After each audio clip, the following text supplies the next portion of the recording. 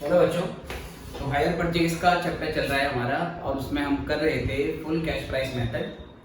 और full cash price method को sales method के नाम से भी जानते हैं। ठीक है, पिछले लेक्चर में हमने ये सीखा कि फुल कैश प्राइस मेथड में या सेल्स मेथड में जनरल एंट्री कैसे होती है दोनों की बुक में, मतलब परचेजर और वेंडर की बुक में। और अगर सभी इंस्टॉलमेंट की पेमेंट हो जाती है तो उस सिचुएशन में अकाउंटिंग कैसे होती है वो भी हमने सीखा है। अब आज की हमने क्लास में सीखना है डिफ़ॉल्ट के बारे में। डिफ़ॉल्ट का मतलब होता है जब हायर परचेजर इंस्टॉलमेंट की पेमेंट में डिफ़ॉल्ट कर देता है, वो इंस्टॉलमेंट की पेमेंट नहीं करता है, तो उस सिचुएशन में क्या होगा, अकाउंटिंग कैसे होगी, वो हमने आज सीखना है। ठीक है बेटा, तो स्टार्ट करते हैं। तो हमारा मेथड चल रहा है फुल कैश प्राइस मेथड। ठीक है बेटे, हमारा मेथड है फुल कैश प्राइस मेथड। और इसी फुल कैश प्राइस मेथड में जिसको हम सेल्स मेथड भी कहते हैं, इसमें आज हमें बात करनी है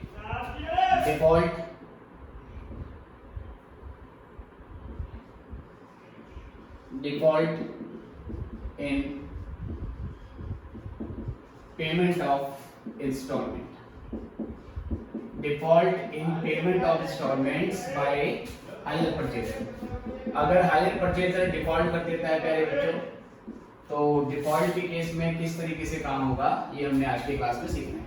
ठीक है बेटे, default in payment of instalment by hire purchaser. तो बेटा इसमें अगर हम बात करें, जब हम डिफॉल्ट की बात करेंगे तो ध्यान से आपने सीखना है। तो when higher purchaser makes default या higher purchaser default, सिंपल ऐसे लिख लो, या makes default in payment of installment,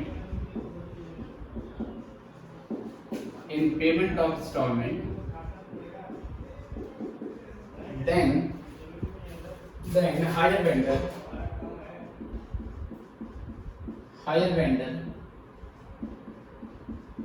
reprocesses, ठीक है sir, reprocesses his goods। reprocess का क्या मतलब हुआ बेटा? reprocess का मतलब हो गया टेक्स बैक, सामान वापस ले लेना। अगर हायर परचेजर डिफॉल्ट करेगा पेमेंट ऑफ इंस्टॉलमेंट में, तो सिचुएशन में क्या होगा, जो वेंडर है वो हायर परचेज से अपना सामान वापस ले लेता है। अब सवाल उठता है कि जितना सामान बेचा था वो सारा का सारा सामान वापस ले लेगा या केवल कुछ सामान वापस लेगा, तो उसके बारे में बात करनी है। ठीक है बेटी, and this situation is called, और बेटा ये जो सिचुएशन होती है इसको हम क्या बोलते हैं, इसको हम रिपोजिशन ऑफ गुड्स बोलते हैं।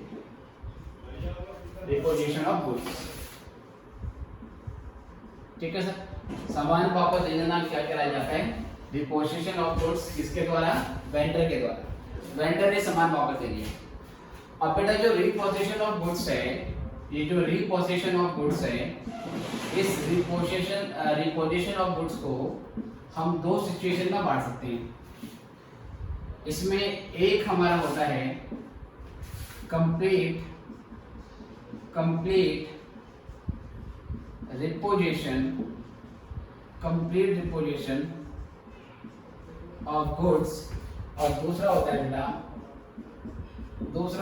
Partial reposition of goods. ठीक है सर, दो सिचुएशन होती है, एक होता है कंप्लीट रिपोजिशन ऑफ गुड्स और दूसरा होता है partial reposition of goods. Complete reposition of goods का क्या मतलब होता है? इसका ये मतलब होता है कि वेंडर ने जितना सामान बेचा था परचेजर को, वो सारा का सारा सामान वापस दे देता है, तो इसको हम कंप्लीट रिपोजिशन ऑफ गुड्स के नाम से जानते हैं। और पार्शियल का मतलब होता है कि अगर हायर वेंडर ने 3 ट्रक बेचे थे, ठीक है, तो 3 में से वो एक वापस दे लेगा या 2 वापस दे लेगा, सारे वापस नहीं देगा, तो ये कंप्लीट होता है। और सर ये क्या होता है? पार्शियल होता है। ठीक है, कंप्लीट वाले को हम फुल भी बोल सकते हैं। इसे बोल सकते हैं फुल रिपोर्टेशन ऑफ गुड्स। तो इसमें क्या होगा, हायर वेंडर टेक्स बैक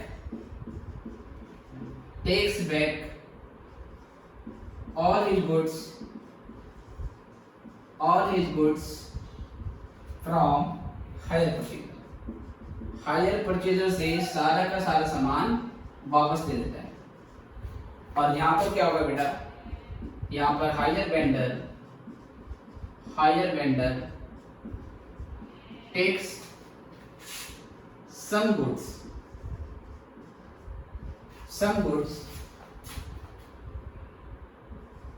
ठीक है सर, नॉट ऑल,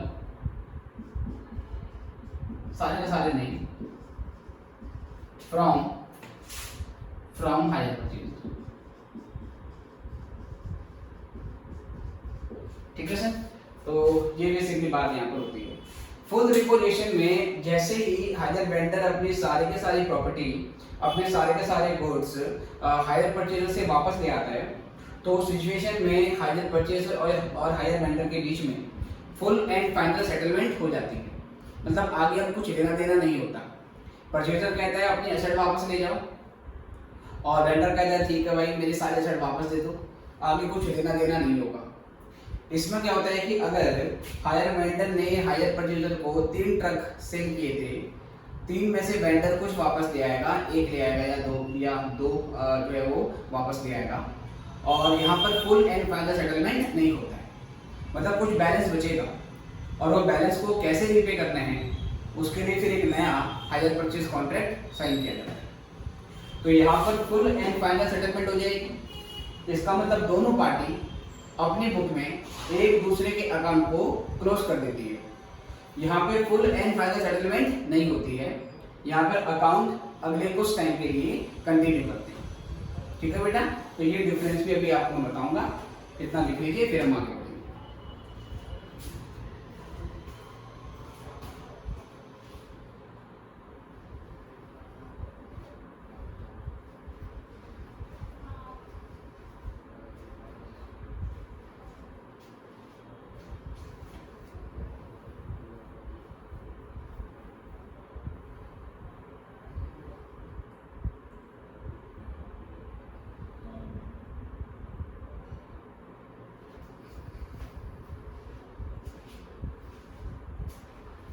चलिए बच्चों, तो आई गेस ये आपने कर लिया होगा। आप किसी भी टाइम इस वीडियो को पॉज करके इसको नोट कर सकते हैं। तो यहाँ से आगे बढ़ेंगे हम।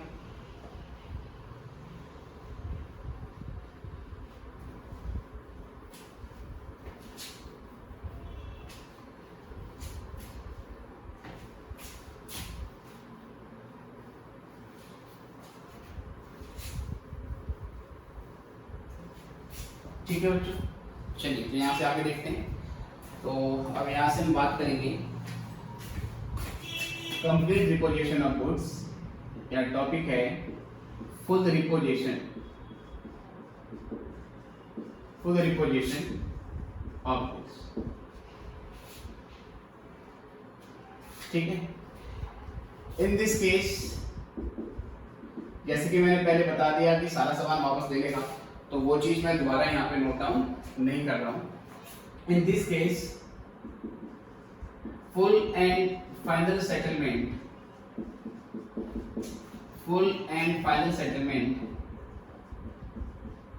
Takes place between hire purchaser and hire vendor। यहाँ पे हायर परचेजर और हायर वेंडर के बीच में फुल एंड फाइनल सेटलमेंट होती है। ठीक है sir, both parties close account of each other in their books। दोनों के दोनों पार्टी अपनी बुक में अकाउंट क्लोज कर देती है। उसके लिए जनरल एंट्री क्या बनेगी सर? तो पहले इन बुक्स ऑफ हायर परचेजर क्या करेगा सर? असेट वापस दे देगा। हायर परचेजर असेट वापस दे देगा और अपनी लायबिलिटी को खत्म कर देगा, तो बोलेगा आगे कुछ लेना देना नहीं है। सिंपल सी बात है, राइट सर। अगर हायर परचेजर से असेट जा रही है तो असेट को करेंगे क्रेडिट, क्योंकि अगर असेट डिक्रीज होती है तो उसे क्रेडिट किया जाता है। और बेटा जो लायबिलिटी है वो भी खत्म हो रही है, अगर लायबिलिटी खत्म होगी तो उसे कर देते हैं डेबिट, राइट।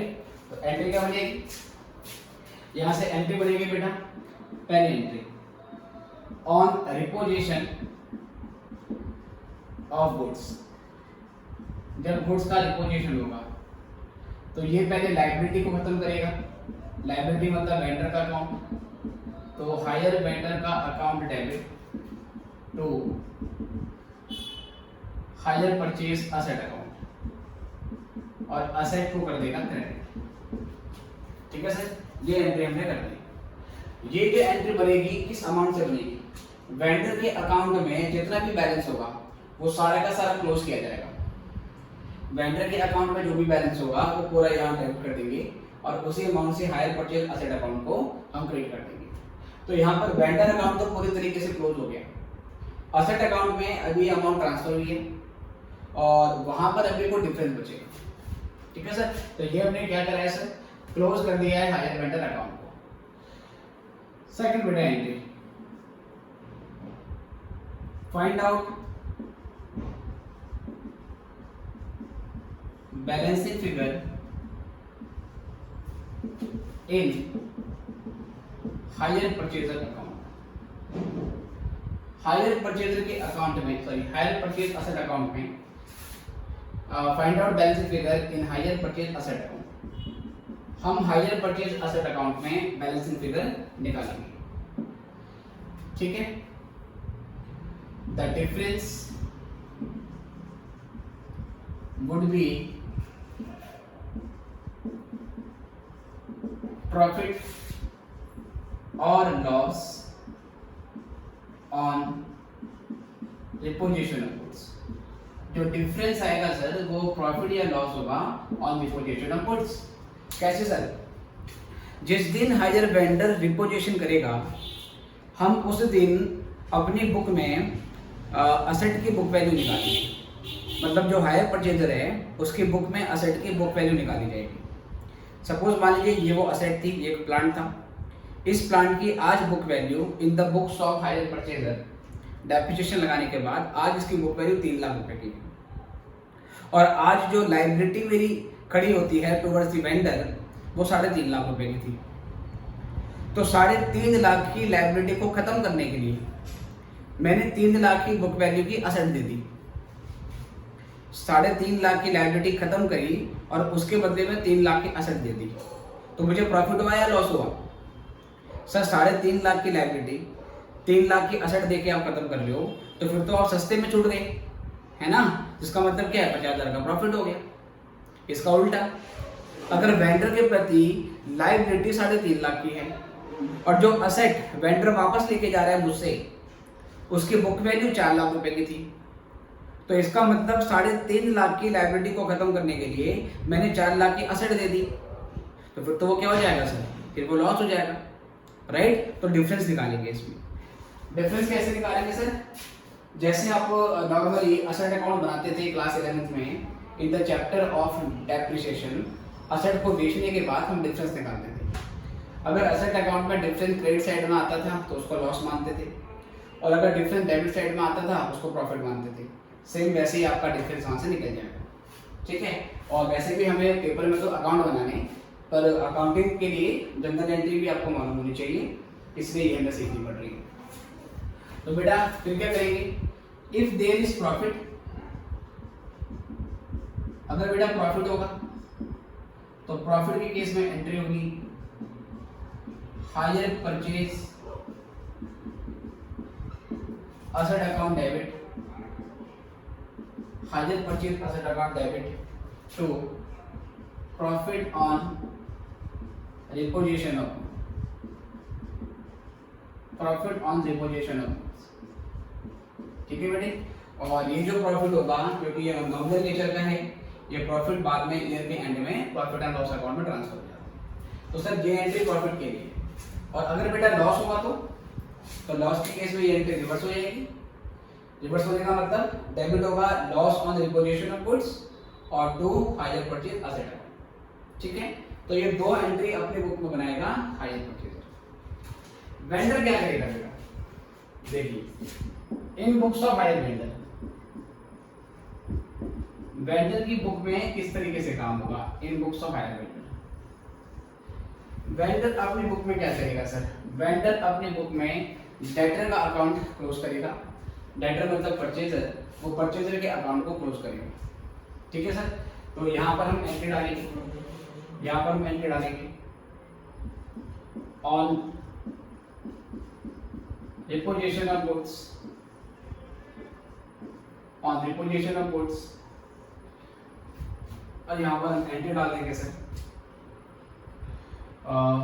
डेटर का बैलेंस होता है डेबिट, उसे खत्म करने के लिए करना पड़ेगा क्रेडिट। तो ये हायर परचेजर के अकाउंट को क्लोज कर देगा और जो सामान वापस लेके आएगा उसके पास गुड्स आ गई तो असेट आ रही है, डेबिट वर्ड कम्स इन, जो चीज आएगी उसको डेबिट कर देते हैं और जो चीज वापस लाया उसको हम गुड्स रीप्रोसेस्ड अकाउंट से डेबिट कर देंगे, गुड्स रीप्रोसेस्ड अकाउंट से डेबिट कर देंगे। ठीक है सर, तो ये एंट्री में कर दी।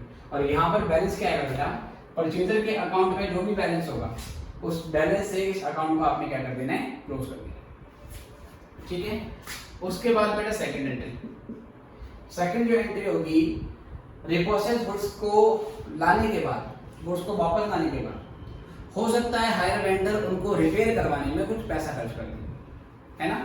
तो expenses on repair of repossessed goods, ये जो रिप्रोसेस्ड गुड्स हैं इनको अब रिपेयर किया जाएगा। तो रिपेयर करने की एंट्री क्या होगी सर, एक्सपेंस है, बट वो एक्सपेंस रिप्रोसेस्ड गुड्स के ऊपर किया जा रहा है, असेट को इंप्रूव करने के लिए किया जा रहा है, तो कैपिटल एक्सपेंडिचर मानेंगे और कैपिटल एक्सपेंडिचर प्रॉपर्टी में जोड़ दिया जाता है, असेट में जोड़ दिया जाता है। तो एंट्री बनेगी हमारी गुड्स रिप्रोसेस्ड अकाउंट डेबिट, ये हमने एक्सपेंस डेबिट कर दिया, और टू कैश अकाउंट। ठीक है सर, या टू बैंक अकाउंट भी लिख सकते हैं। उसके बाद क्या करेगा सर, ये जो रिप्रोसेस्ड गुड्स होते हैं इन रिप्रोसेस्ड गुड्स को हायर वेंडर रिसीव कर देता है, बेच देता है सर। तो on sale of repossessed goods, ठीक है सर, अब इनको सेल कर देगा।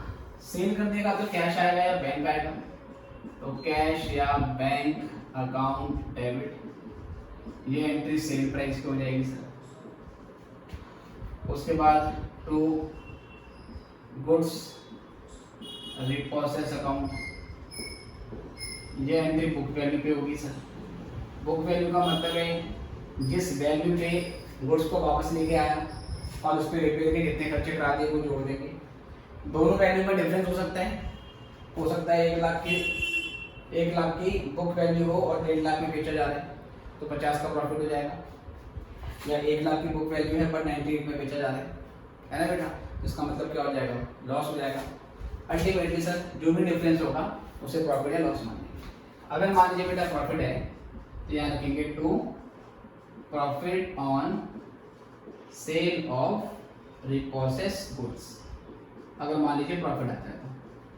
अगर बेटा लॉस आएगा तो ये प्रॉफिट तो लिखेंगे नहीं, डेबिट में क्या आ जाएगा, लॉस ऑन रिपोजिशन ऑफ और loss on sale of repossessed goods, दोनों में से कुछ पैसा। तो ये इसका अकाउंटिंग ट्रीटमेंट है, और फिर इसके बाद इंस्टीट्यूट के मॉड्यूल में इसके ऊपर जो क्वेश्चन दे रखा है वो हम डिस्कस करेंगे।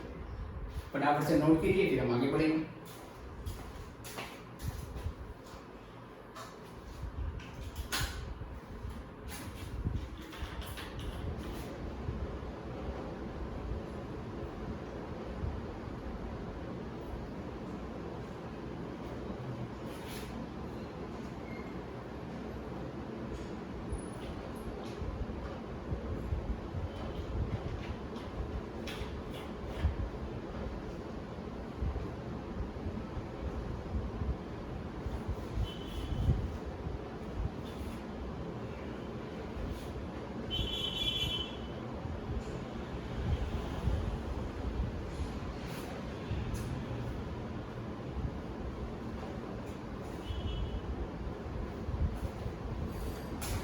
चलिए बच्चों, तो इसके लिए कौन सा क्वेश्चन बेटा आपके मॉड्यूल में उस पर आते हैं हम।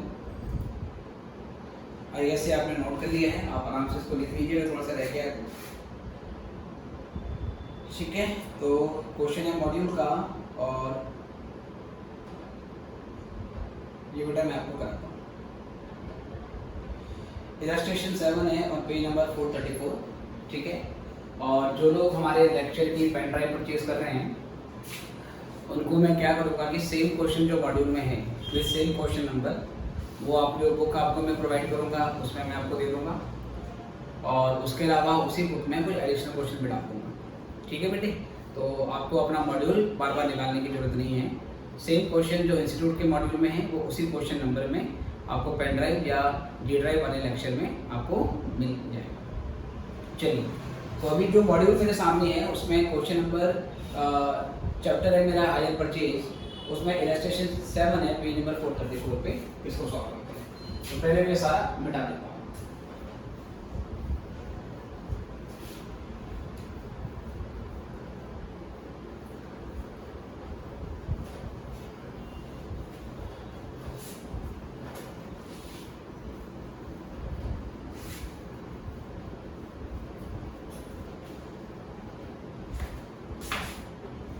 ठीक है सर, देखिए, तो इलस्ट्रेशन 7 है,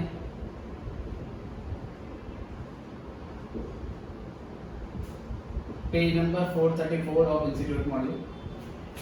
देखते हैं इसमें क्वेश्चन में कहता है 1 जनवरी 2011 को ए ने 5 मशीनें परचेज करी हैं बी से। ठीक है बेटे, पेमेंट कुछ ऐसी देनी थी, 20% की डाउन पेमेंट करनी थी और बैलेंस 4 एनुअल इंस्टॉलमेंट में पे करना था। इंस्टॉलमेंट आपको दे रखी है 2,80,000, 2,60,000, 2,40,000 और 2,20,000। और ये इंस्टॉलमेंट जो थी ये 31/12/2011 से स्टार्ट होगी, मतलब पहली इंस्टॉलमेंट आपने 31/12/2011 को पे करनी है। वेंडर 10% पर एनम का इंटरेस्ट चार्ज करता है और ओरिजिनल कॉस्ट पे 20% का डेप्रिसिएशन चार्ज करना है बायर को। ठीक है, जो यूजर है असेट का वही डेप्रिसिएशन चार्ज करेगा। On as failure to pay the instalment due on 31/12/2012, 31/12/2012 को ए ने इंस्टॉलमेंट पे डिफॉल्ट कर दिया। सबसे पहले आपको ये पहचानना है कि कौन सी इंस्टॉलमेंट पे डिफॉल्ट किया है। पहली पे डिफॉल्ट किया है, दूसरी पे डिफॉल्ट किया है, तीसरी पे डिफॉल्ट किया है या चौथी पे डिफॉल्ट किया है। तो पहली इंस्टॉलमेंट 31/12/11 को देनी थी, दूसरी इंस्टॉलमेंट 31/12/12 को जाती और उसी 31/12/12 को 31/12/12 को डिफॉल्ट कर दिया। तो यहाँ से हमें मालूम चल गया कि सेकंड इंस्टॉलमेंट पे उसने डिफॉल्ट किया।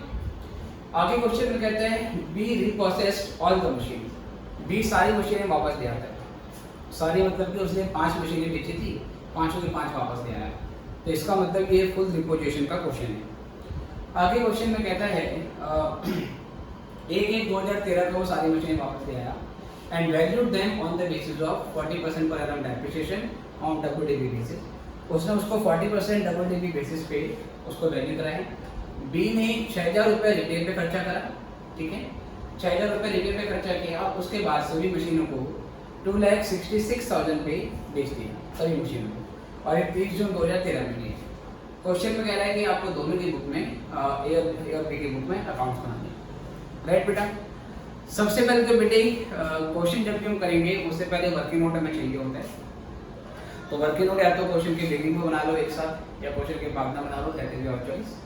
तो हम पहले इसमें कर लेते हैं। और वर्किंग नोट किस तरीके का बनता है इसमें, जो हमने इनिशियल लेक्चर में सीखा है।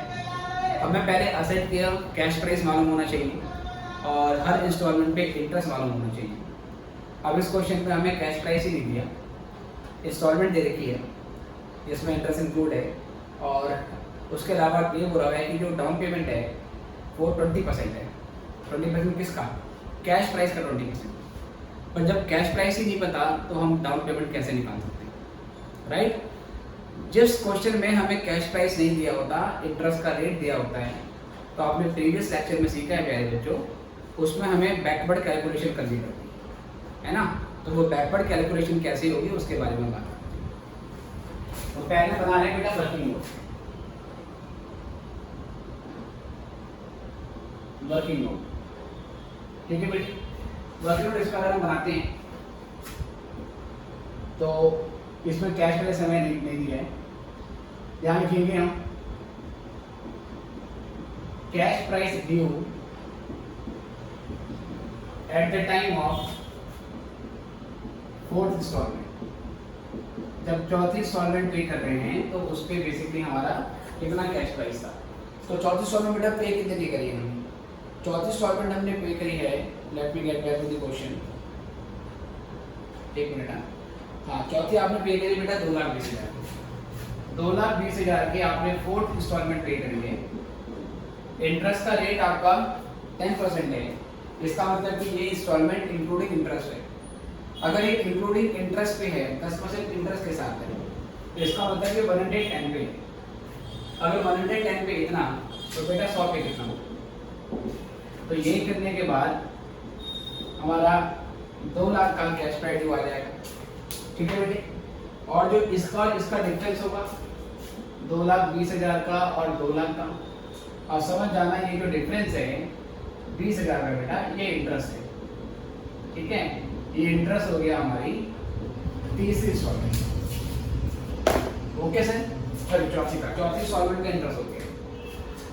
अब उसके बाद सेम करेंगे cash price due at the time of third instalment. तो तीसरी बेटा इंस्टॉलमेंट आपने कितनी पे करी है? तीसरी इंस्टॉलमेंट पे करी है आपने 2,40,000 की। उसी 2,40,000 में ऊपर जो कैश प्राइस निकला है वो जोड़ देते हैं 2 lakh, again divide by 110 into 100। तो ये आ जाएगा पहले बच्चों 4,40,000, 4,40,000 divide by 110 into 100। Now the amount would be 4 lakh. तो बेटा 4 लाख की अमाउंट आ गई, और जो 4,40,000 और 4 लाख के बीच का डिफरेंस होगा वो तीसरी इंस्टॉलमेंट का इंटरेस्ट हो जाएगा। सेम वैसे cash price due at the time of second instalment, ठीक है सर। तो तीसरी वाली फोर्थ हो गई, थर्ड हो गई, सेकंड पे आ गया। सेकंड वाली इंस्टॉलमेंट 2,60,000 की है, तो पहले 2,60,000 की थी। 2,60,000 में ये जो 4 लाख आंसर आया है, जो कि क्यूमुलेटिव कैश प्राइस है थर्ड का और फोर्थ का, ये 4 लाख क्यूमुलेटिव कैश प्राइस है थर्ड का फोर्थ का, वो भी जोड़ दिया। अगेन डिवाइड बाय 110 और into 100, total would be 6,60,000 upon 110 into 100। और ये करने के बाद बेटा 6 लाख की अमाउंट आ जाती है, ठीक है। और जो 6,60,000 और 6 लाख का डिफरेंस होगा, अगेन वो हमारा 60,000 का इंटरेस्ट हो गया। सेम उसके बाद क्या है बच्चों, cash price due at the time of first instalment,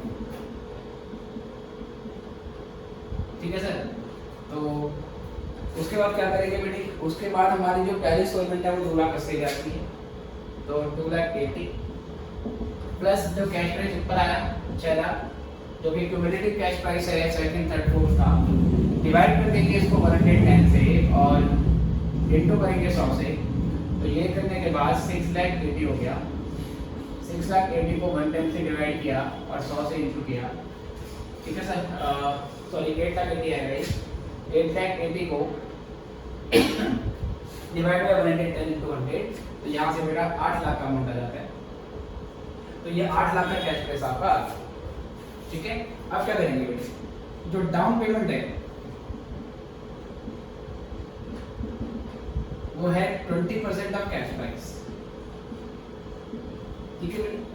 अब इसका ये मतलब है कि अगर ये पूरा सर्कल कैश प्राइस का है, इस कैश प्राइस में ये 20 तो हमारा डाउन पेमेंट है और बाकी का जो 80 बचा, ठीक है सर, वो डाउन पेमेंट के अलावा है, अदर देन डाउन पेमेंट। तो हम other than down payment 8 lakh निकाल चुके हैं, क्योंकि 8 लाख वो है जो फर्स्ट इंस्टॉलमेंट के टाइम ड्यू था। इस 8 लाख में 20% की डाउन पेमेंट ऑलरेडी माइनस हो चुकी है। अगर ये 8 लाख 20% की डाउन पेमेंट लेस करने के बाद है, तो क्या मुझे बता सकते हो कि डाउन पेमेंट करने से पहले अमाउंट कितनी होगी? तो यहाँ से हम क्या करेंगे सर, सिंपली कैश प्राइस निकालने की। तो ये जो 8 लाख है इसको हम 80 से डिवाइड करेंगे और 100 से इंटू करेंगे। सर 80 से क्यों? क्योंकि 20% की डाउन पेमेंट थी, इसमें डाउन पेमेंट पहले से माइनस है, मतलब ये 80 पर है। 100 आपको बेस लेके चलना पड़ता है ना। तो 100 में से 20 गया 80, 80 से डिवाइड कर देंगे 100 से निकल। अगर हमारा डाउन पेमेंट का परसेंटेज 25% बोला होता तो हम 75 से डिवाइड कर देते और 100 से निकल। ओके सर, तो बेटा ये यहाँ से पूरा आ गया मेरा 10 लाख। 10 लाख का मेरा कैश प्राइस आ गया,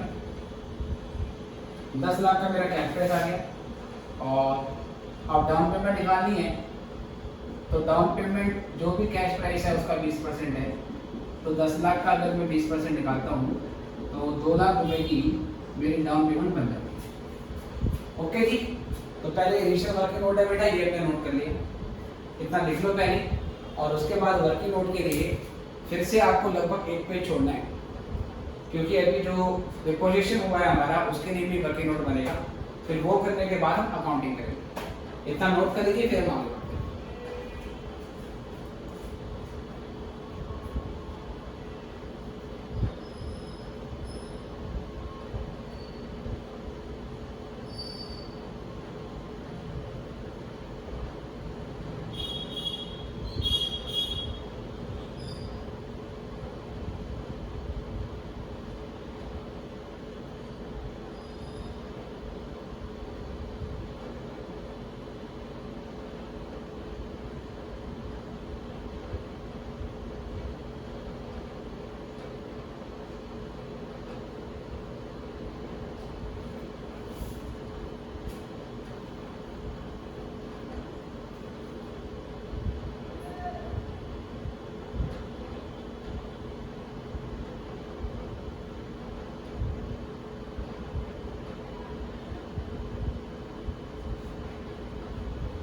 चलिए बच्चों, आई गेस ये आपने कर लिया है।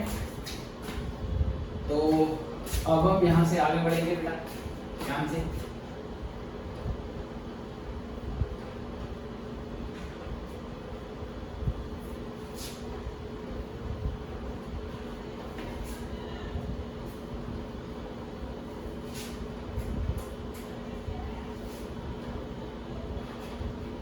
चलिए,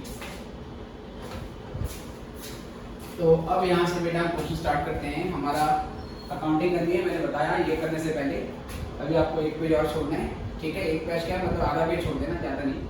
और उसमें फिर आपको थोड़ा सा वर्किंग नोट और करना है। तो पहले मैं अकाउंट बना रहा हूँ, वर्किंग यहाँ साइड में कर दूँगा, बट एग्जामिनेशन में आप सारी वर्किंग एक ही पेज पर लिखाएंगे। तो अब बना रहे हैं account.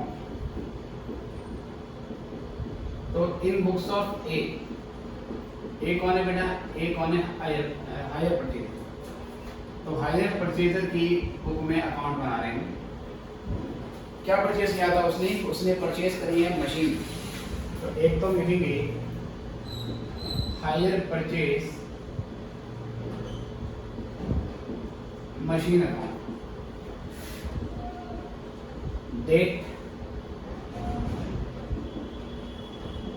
particulars, amount, date, particulars, amount। ठीक है बेटी, डेट, particulars, amount ये हो गया। और दूसरा बनेगा वेंडर का अकाउंट, जो कौन है बेटा, बी, ओनली बी है। तो बीज अकाउंट, जो कि बेटा हायर वेंडर है।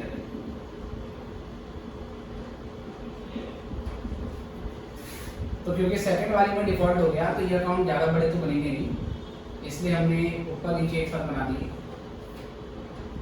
डेट, पर्टिकुलर, अमाउंट, और फिर उसके बाद डेट, पर्टिकुलर एंड अमाउंट। चलिए, तो बेटा ये क्रेडिट डेबिट भी जरूर लिखना है, अगर नहीं लिखेंगे तो इसके भी मार्क्स करते हैं। ओके सर, तो सबसे पहले बेटा यहाँ देख लेते हैं किस डेट पे खरीदा है हमने खरीदा है 1/1/2011 का। तो 1/1/2011 तो 20 अकाउंट, और यहाँ पर असेट का फुल कैश प्राइस आ जाएगा जो कि 10 लाख रुपए का है। ठीक है, ये एंट्री पूरे कैश प्राइस से हमारे बन जाएगी। उसके बाद फिर 1/1/11 में यहाँ लिखेंगे हम by hire purchase machine account. मैंने शॉर्ट में HP मशीन लिख दिया है, बट आप पूरा लिखोगे एग्जामिनेशन में हायर परचेज मशीन अकाउंट, यही 10 लाख का अमाउंट यहाँ पर आ जाएगा। ठीक है बेटा। साल के एंड में हम यहाँ पर डेप्रिसिएशन लगाएंगे। तो डेप का रेट कितना बोला हुआ है हमें? डेप का रेट जो परचेजर चार्ज कर रहे हैं वो 20% चार्ज कर रहा है ओरिजिनल कॉस्ट पे। ओरिजिनल कॉस्ट का मतलब हो गया स्टेट टाइम। तो 10 लाख का 20% निकालो, तो बाय डेप्रिसिएशन अमाउंट, और 10 लाख का अगर हम 20% निकालते हैं बेटा तो 2 लाख आ जाएगा। और सेम डेट पे बैलेंस निकालेंगे, बैलेंस हो जाएगा बाय बैलेंस सीधी, और 10 लाख में से 2 लाख माइनस करने के बाद हमारा 8 लाख का बैलेंस यहाँ से आ जाएगा। तो ये भी हो गया 10 लाख प्यारे बच्चों, और ये भी हो गया हमारा 10 लाख। ठीक है सर। उसके बाद फिर क्या करोगे बेटा, ध्यान से देखना है, एक एक बार टू बैलेंस ब्रॉट डाउन, और ये 8 लाख का बैलेंस आ गया। फिर 31/12/12 में, क्योंकि डिफॉल्ट सेकेंड ईयर के एंड में हुआ है, तो सेकेंड ईयर तो पूरा खत्म हो गया ना, इसलिए 2 साल का डेप्रिसिएशन पूरा लगेगा। यहाँ भी सेकेंड ईयर का डेप्रिसिएशन लगा दो, क्योंकि मेरा मेथड स्टेट लाइन है, स्टेट लाइन पे हमेशा ओरिजिनल कॉस्ट पे डेप लगाते हैं। तो अभी भी मेरा जो डेप्रिसिएशन है बेटा वो 2 लाख रुपए का ही आएगा, तो ये हमने यहाँ पे बता दिया। इसको यही छोड़ दो। और भी सर इसमें क्या करेंगे दोबारा, असेट का डेबिट बैलेंस होता है, डेबिट साइड से स्टार्ट हो गया, लायबिलिटी का क्रेडिट बैलेंस होता है, ये क्रेडिट साइड से खत्म हो गया। 1/1/11 में इमीडिएटली हमने डाउन पेमेंट पे करी थी, मतलब परचेजर ने डाउन पेमेंट पे करी थी, तो यहाँ पर डाउन पेमेंट की अमाउंट डाल दो, 2 लाख का डाउन पेमेंट है। ठीक है बेटा। उसके बाद फिर बेटे 31/12/11 में आप पहले इंस्टॉलमेंट का इंटरेस्ट चार्ज करोगे। अब बेटा पहले इंस्टॉलमेंट का इंटरेस्ट क्या था, उसके लिए वर्किंग नोट 1 देखना पड़ेगा। वर्किंग नोट 1 अगर आप देखोगे उसमें पहली इंस्टॉलमेंट में मैंने जो कैलकुलेशन करी है वो करी है 8,80,000 डिवाइड बाय 110 इंटू 100 और इक्वल 8 लाख आया था। तो जो 8,80,000 और 8 लाख का डिफरेंस था, ठीक है, 8,80,000 और 8 लाख, वो 80,000 हमारा इंटरेस्ट था। ठीक है। आप चाहो तो वर्किंग नोट 1 में ही सब कुछ करने के बाद इंटरेस्ट अलग से लिख सकते हो कि पहले पे कितना, दूसरे पे कितना, तीसरे पे कितना, फोर्थ पे कितना। Okay sir. तो चलो सर 80,000 का इंटरेस्ट हमारा आ गया था, तो ये हमने यहाँ निकाल दिया। फिर आप पहली इंस्टॉलमेंट पे करोगे सर 31/12/11 में। पहली इंस्टॉलमेंट आपने जो पे करी थी ये डाउन पेमेंट की अमाउंट है बेटा, मैंने आपके लिए डीपी लिख दिया यहाँ पर, और सर ये पहली इंस्टॉलमेंट की पेमेंट है। तो पहली इंस्टॉलमेंट आपने 2,80,000 की पे करी थी। उसके बाद दोनों साइडों का डिफरेंस निकाल देंगे, ये है 10,80,000, और 10,80,000 में से ये माइनस करोगे बेटा 480, तो 6 लाख का हमारा डिफरेंस यहाँ से आ जाएगा। ये 6 लाख का डिफरेंस आ जाएगा 31/12/11 में, जिसको मैं टू बैलेंस शीट लिखूंगा। इसको टू बैलेंस शीट लिखूंगा। तो ये भी हो गया मेरा 10,80,000, और ये भी हो गया 10,80,000। ये करने के बाद बेटा, ये करने के बाद बाय बैलेंस ब्रॉट डाउन, ये 6 लाख मेरा नीचे बैलेंस आ गया। फिर सेकंड ईयर के एंड में 31/12/12 को यहाँ पर सेकंड इंस्टॉलमेंट का इंटरेस्ट आ जाएगा। सेकंड इंस्टॉलमेंट का जो इंटरेस्ट है 60,000 है। कैसे निकला सर? सेकंड वाले का था 6,60,000 डिवाइड बाय 110 इंटू 100, तो 6 लाख अमाउंट आएगा। तो 660 इंक्लूडिंग इंटरेस्ट है, 6 लाख विदाउट इंटरेस्ट है, तो 60,000 का इंटरेस्ट हो गया। और यहाँ पर बेटा क्या होगा, सुनना ध्यान से हैं। अगर यहाँ पर आप सेकंड इंस्टॉलमेंट पे कर देते तो टू बैंक अकाउंट लिख देते, लेकिन जब वेंडर सेकंड इंस्टॉलमेंट के लिए आपके पास आया, आपने 5 मशीनें उसको दे दी, आपने बोला मशीन ही ले लो, तो आप पेमेंट तो कर रहे हो बट कैश में नहीं कर रहे, पेमेंट मशीन से कर रहे हो। काइंड ऑफ बार्टर सिस्टम, कि बंदा पैसे लेने आया था, पैसे नहीं दिया, उसको सामान दे दिया। खैर जो भी आपने दिया, अभी आपने क्या दिया, मशीन दे दी, तो आप यहाँ पे क्या लिखोगे, आप यहाँ पे लिखोगे हायर परचेज मशीन अकाउंट। ठीक है सर। या सिंपल ध्यान रखो कि वेंडर के अकाउंट पे जो भी बैलेंस आएगा वो सारा का सारा बैलेंस आपको यहाँ डाल देना। तो 6,60,000 का बैलेंस निकल आया, ये पूरा का पूरा मशीन अकाउंट में ट्रांसफर कर देंगे। तो वेंडर का अकाउंट पूरे तरीके से क्लोज हो गया बेटा, वेंडर का जो अकाउंट है वो पूरे तरीके से क्लोज हो गया। अब ये यहाँ से यहाँ ट्रांसफर हो जाएगा, ठीक है सर, ये यहाँ से ट्रांसफर हो जाएगा। अब ये करने के बाद आप क्या लिखोगे यहाँ पर, यहाँ पे लिखोगे बाय लीज अकाउंट 6,60,000, यही अमाउंट जो है बेटा सेम अमाउंट, ये दो जगह ट्रांसफर करनी है आपको, ठीक है सर, ये दो जगह अमाउंट ट्रांसफर होगी। मेरे कहने का मतलब ये जो 6,60,000 है ये आपने यहाँ से यहाँ ट्रांसफर कर दिया।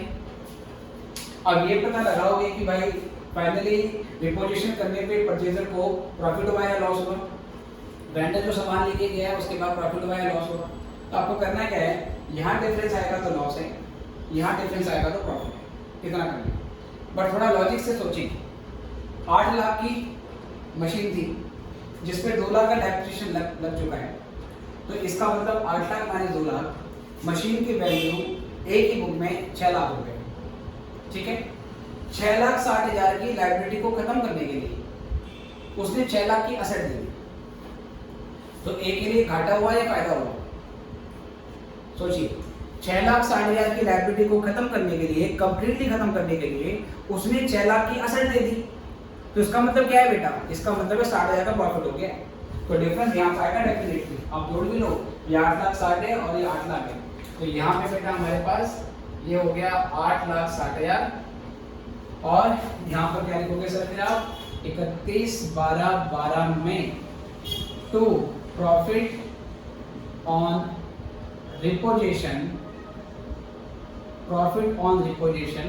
Of goods. तो यहाँ पर आपका डिफरेंस आ जाएगा बेटा, डिफरेंस आ जाएगा 60,000 का, ठीक है सर। आप डायरेक्टली यहाँ पर to profit and loss account भी लिख सकते हो, क्योंकि साल के एंड के डेट है ना, साल के एंड में सारे नॉमिनल अकाउंट प्रॉफिट लॉस में ट्रांसफर हो जाते हैं, और डायरेक्टली यहाँ पर to profit and loss account भी लिख सकते हो। तो ये भी हो गया 8,60,000 और ये भी हो गया 8,60,000, ठीक है सर। तो ये तो हो गया हायर पर्टिकुलर की बुक में कैसे अकाउंट बनाएंगे। अगर सर मुझे वेंडर की बुक में अकाउंट बनाने को बोलता है तो कैसे बनेंगे, देखिए सर मैं यहीं पर इसको करवाने की कोशिश करता हूँ, थोड़ा हॉट पॉट होगा पर कोई बात नहीं, वी विल मैनेज।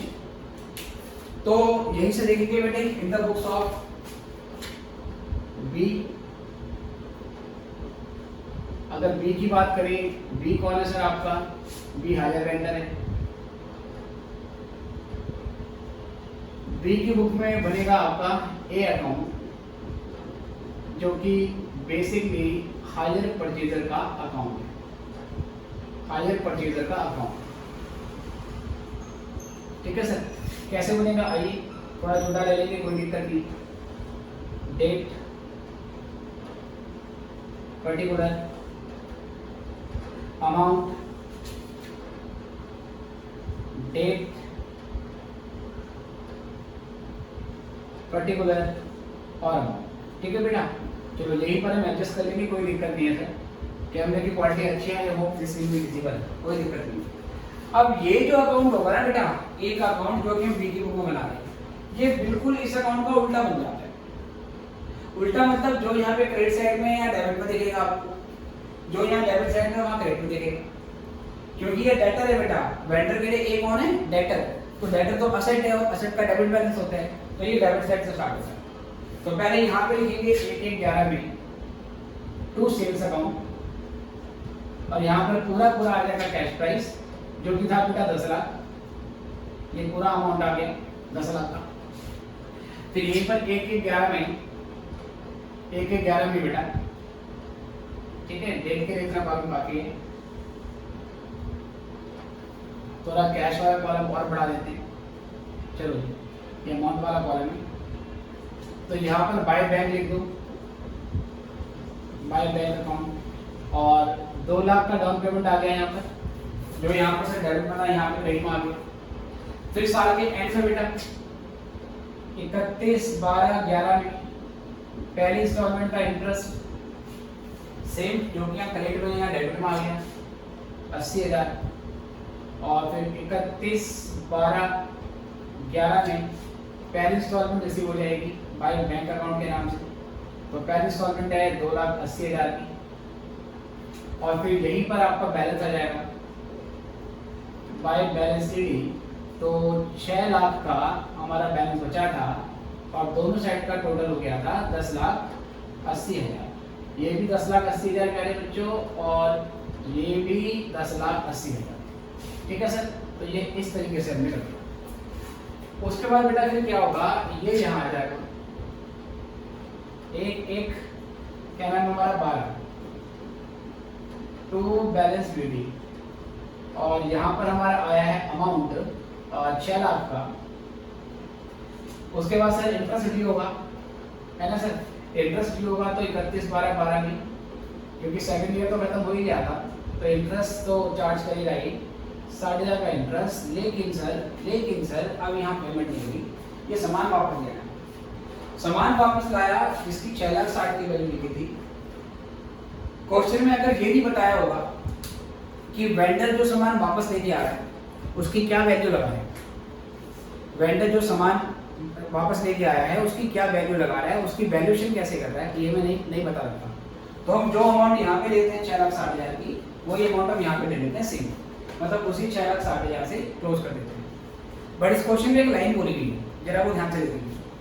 क्वेश्चन में एक लाइन बोली थी बेटा आपको, जिसमें ऐसे आपसे बोला गया है, अगर आप क्वेश्चन पे आते हैं तो कहता है B repossessed all the machines on 1/1/2013 and valued them on the basis of 40% per annum depreciation. जो वो सारी मशीनें वापस लेके आए ना, उसको उसने 40% के डेप्रिसिएशन पे उसको वैल्यू दी है। तो बेटा हमें क्या करना पड़ेगा, वर्किंग नोट सेकंड बनाना पड़ेगा, और वर्किंग नोट सेकंड के हिसाब से हमें ये बताना पड़ेगा, हमें ये पता लगाना पड़ेगा कि जो वेंडर मशीन वापस लेके आया है उसकी वेंडर के लिए क्या वैल्यू है। तो एक वर्किंग नोट हम कर ले जाएंगे। इसके लिए मैं क्या कर रहा हूँ बेटा, अब ये आई गेस ये ऊपर वाला नोट आपने लिख लिया होगा, ठीक है सर। अगर कभी भी वीडियो को पॉज करके इसको नोट कर सकते हैं, तो मैं इसको मिटा देता हूँ, ठीक है सर, इसको मैं मिटा देता हूँ और एक वर्किंग में यहाँ पे करने वाला हूँ। चलिए सर, तो इसको मिटा देते हैं।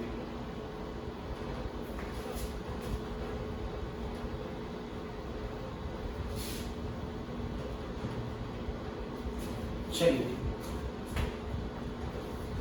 अब यहां से वर्किंग नोट 2 बनाएंगे। देखो कैश प्राइस ऑफ 5 मशीन, जो 5 मशीनें हैं उसका कैश प्राइस है 10 लाख, लेस वेंडर सामान को वापस लेने के बाद 40% डेप्रिसिएशन पे वैल्यू कर रहे हैं, और जो डेप्रिसिएशन को लगा रहा है बेटा वो 40% लगा रहे हैं WDV मेथड पे। तो पहले depreciation for first year, depreciation of first year 10 lakh का 40% निकाल लो सर, 4 लाख, तो बचेगा 6 लाख। फिर करेंगे less depreciation for second year, क्योंकि रिटर्न डाउन मेथड है बेटा, तो at 40% per annum written down value, same यहाँ से 40% per annum written down value. तो ये 6 लाख का 40% निकाल लो, तो ये आ गया बेटा 2,40,000। तो ये 3,60,000 की बुक वैल्यू है। बुक वैल्यू या लिखेंगे value for vendor on day of reposition, जिस दिन रिपोजिशन हुआ है उस दिन वेंडर के लिए ये वैल्यू है ना बेटा, 2,000 का डेट मान कर दिया। अब सर ये जो कैलकुलेशन करी है इसको करने के भी डिफरेंट तरीके होते हैं। इसको मैं ऐसे भी कर सकता हूँ बेटा, जरा ध्यान से देखना, और वैसे तो ये आगे है, बस आपको मैं 2 बातें और बता रहा हूँ एक्स्ट्रा। वैसे इतना समझ में आ गया तो हमारा काम हो गया है। और मैं ऐसे भी कर सकता हूँ, देखो ये मैंने और लिख दिया यहाँ पर। पहले लिखा कैश प्राइस ऑफ 5 मशीन्स, तो ये वही 10 लाख है, ठीक है सर। अब ये जो करूँगा ये इसको नोट कर लेना, पर पेपर में इतना करके आ जाओगे तो भी चलेगा, या सेकंड वाला मेथड या एक और मेथड बता रहा हूँ वो भी कर सकते हैं सर। WDV में अगर आपको डेप्थ निकालना हो इकट्ठा, तो वो कैसे निकालते हैं, यहां से लिखोगे less accumulated depreciation for 2 years at 40% per annum rated down payment. तो पहले बेटा फर्स्ट ईयर का डेप निकालो, बताइए फर्स्ट ईयर का डेप कितना होगा सर? फर्स्ट ईयर का डेप कितना होगा? 10 लाख का 40%। फर्स्ट ईयर का डेप हो जाएगा मेरा 10 लाख का 40%, तो कितना आया सर? 4 लाख। ये 4 लाख मेरा फर्स्ट ईयर का डेप आ गया। सेकंड ईयर का जो डेप होगा बेटा वो इस डेप्रिसिएशन का 60% हो जाएगा। तो 4 लाख का 60% निकालो, 2,40,000, ये सेकंड ईयर का डेप हो गया। तो वो सेकंड ईयर का डेप 2,40,000। सर 60% क्यों निकाला? बेटा सिंपल सी बात है, रिटर्न डाउन में डेप का रेट बोला हुआ है 40%, तो 100 में से 40 को माइनस कर दो, कितना आएगा? 60। तो पहले फर्स्ट ईयर का पूरा डेप निकाल लो, 4 लाख आ गया था। सेकंड ईयर का जो डेप होगा वो फर्स्ट ईयर के डेप का 60% होगा, कितना? 2,40,000।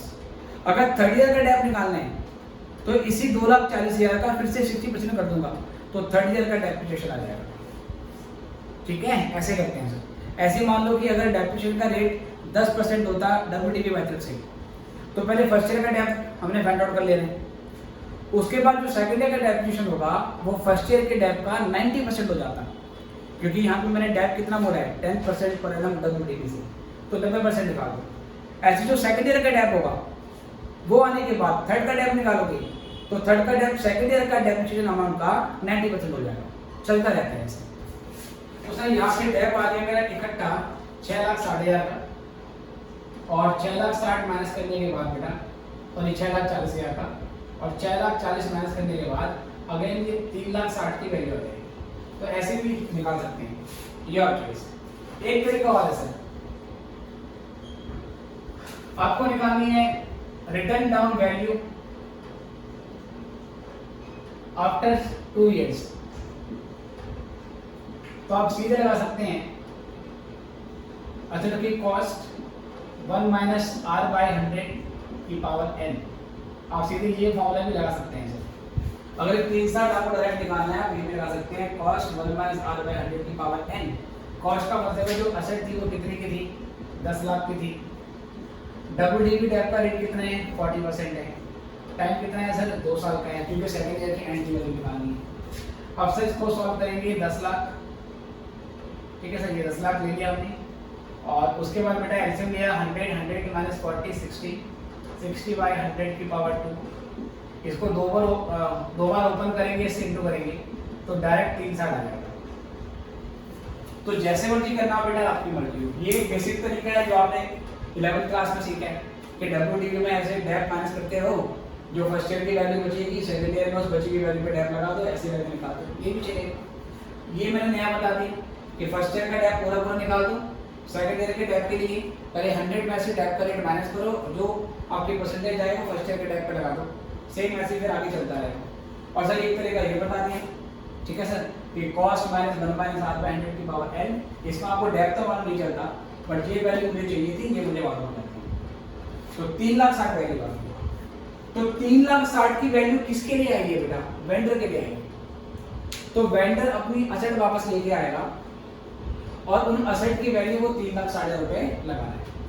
ये जो 3,60,000 की वैल्यू आई, चाहे आपने ऐसे निकाली, ऐसे निकाली या ऐसे निकाली, इसको हम यहाँ डाल देंगे। डेट क्या होगी बेटा हमारी? डेट हमारी होगी 31/12/12, और यहाँ पर हम लिख देंगे बाय गुड्स रिप्रोसेस्ड अकाउंट। जो सामान वो वापस लेके आएगा उसको एक नए अकाउंट में ट्रांसफर कर देगा अपनी वैल्यू पे, अपने वैल्यूएशन के आधार पे, और वो कितनी है? 3,60,000। 3,60,000 की वैल्यू यहाँ पर डाल दी, तो 6,60,000 रुपए उसने डेटर से, मतलब ए से लेने थे, लेकिन 6,60,000 की अमाउंट के बदले उसके हाथ केवल 3,60,000 रुपए की प्रॉपर्टी वापस आ गई, तो लॉस हो गया उसको। तो 6,60,000 में से ये 3,60,000 माइनस कर दो। तो ये माइनस करने के बाद बेटा, ये माइनस करने के बाद हमारा जो डिफरेंस बचेगा बेटा वो 3 लाख का बचेगा। 3 लाख का डिफरेंस हमारा यहाँ से आ जाएगा। ये जो 3 लाख का डिफरेंस है ये एक तरीके का लॉस हो गया सर, किसको, वेंडर को लॉस हो गया। तो क्या करोगे यहाँ से सेम डेट पे by profit and loss account लिख दो या bye loss on repossession of goods account लिख दो। ठीक है बेटे, अगर ये बता रखा हो कि रिपोसेस गुड्स को वेंडर ने किस आधार पे वैल्यू किया है तो वो वैल्यूएशन आपको करनी पड़ेगी और उसी वैल्यू पे आपको यहाँ पर अमाउंट को डाल देना है। उसके बाद बेटा नया अकाउंट बनेगा, तो नया अकाउंट क्या होगा, उसका नाम है गुड्स रिपोसेस्ड अकाउंट। ठीक है सर, अब क्या करोगे देखो ध्यान से, date particular amount, date particular amount. ठीक है बेटी, ये हो गया डेबिट, ये हो गया क्रेडिट।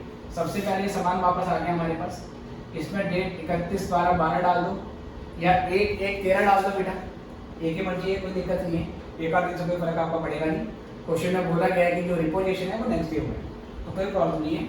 अब यहाँ से क्या करेंगे हम, 2 ये अमाउंट यहाँ ट्रांसफर होगी, किससे, एक अकाउंट से।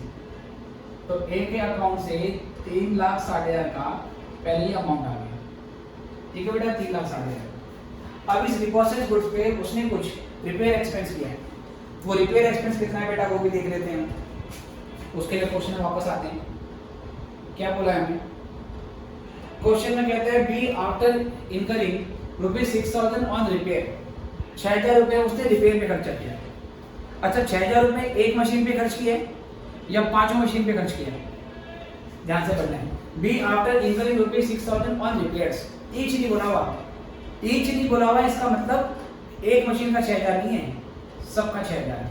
तो सर जो 6,000 रुपये खर्च हुए वो सेम डेट पे या 1/13 पे 2 बैंक अकाउंट के नाम से 6,000 रुपये यहाँ डाल दो, ये खर्चा आ गया रिपेयर का। उसके बाद क्या हुआ बेटा, जो हमारी सभी मशीनें हैं उसको 2,66,000 रुपये बेच दिया है 30 जून में। अब 30 जून की डेट डालेंगे तो 30/6/13 और बाय बैंक अकाउंट ये आ गया 2,66,000। ठीक है बेटे, 2,66,000 में हमने सेल कर दिया 5 की 5 मशीनें, मतलब वेंडर ने सेल कर दी है। तो जिन चीजों की वैल्यू 3,66,000 थी, उन चीजों को उसने बेच दिया कितने पे, 2,66,000 में। तो 3,66,000 की चीज 2,66,000 में बेची जा रही है, इसका मतलब हमें सेल करने पे 1 लाख रुपए का कंप्लीट लॉस हो गया। तो बेटा वही जो 1 लाख रुपए का लॉस है सेम डेट पे हम यहाँ लिख देंगे by loss on sale of repossessed goods. तो सर ये रिपोसेस गुड्स की सेल पे लॉस आ गया 1 लाख का। अब ये 1 लाख का लॉस साल के एंड में प्रॉफिट लॉस अकाउंट में ट्रांसफर हो जाएगा। ओके प्यारे बच्चों, तो ये पूरा क्वेश्चन हमारा हो गया है, इसको सॉल्व करेंगे। ये फुल रिपोजिशन का एक ही क्वेश्चन है आपके मॉड्यूल में, और उसके बाद पार्शियल रिपोजिशन पे क्वेश्चन स्टार्ट हो जाएंगे। तो पहले हम ये करते हैं और फिर उसके बाद डिस्कस करेंगे कि पार्शियल रिपोजिशन के केस में कैसे काम होता है। लिख लो पहले।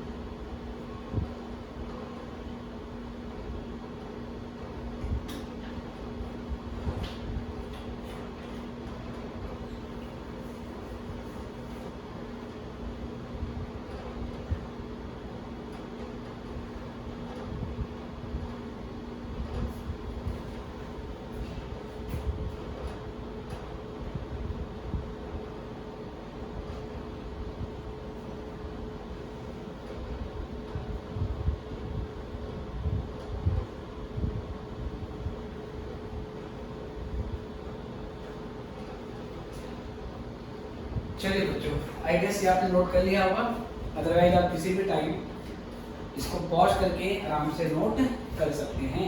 ठीक है, ध्यान रखना है कि इन the books of purchaser vendor का अकाउंट पूरा क्लोज किया जाएगा। और वेंडर की बुक में जब परचेजर का काउंट करेगा, डिपॉजिट गुड्स में वो वैल्यू ट्रांसफर होगी जो वैल्यू वेंडर ने निकाली है। और अगर वेंडर ने वैल्यू नहीं निकाली होती, क्वेश्चन में नहीं दी होती, तो जो ये 4,60,000 का अमाउंट है ये पूरा रिपोर्टेशन में ट्रांसफर हो जाता और फिर यहाँ पर प्रॉफिट लॉस के नाम से कोई भी बैलेंसिंग नहीं होती। ठीक है, चलिए तो अब यहाँ से करेंगे हम बात पार्शियल रिपोजिशन के बारे में। इतना लिख लेते हैं पहले, फिर यहाँ से आगे बढ़ेंगे।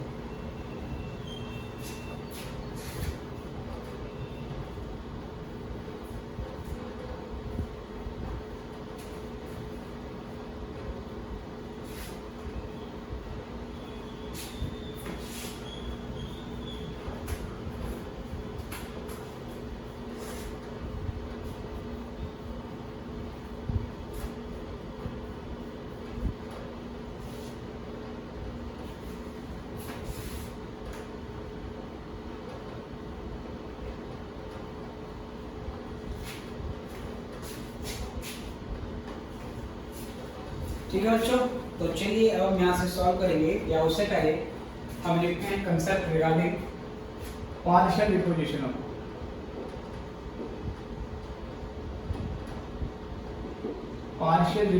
Of goods. अब बेटा इस केस में क्या होता है इसके बारे में बात करेंगे। इससे पहले एक फिल कर लेते हैं, फिर मैं आता हूँ आपके पास।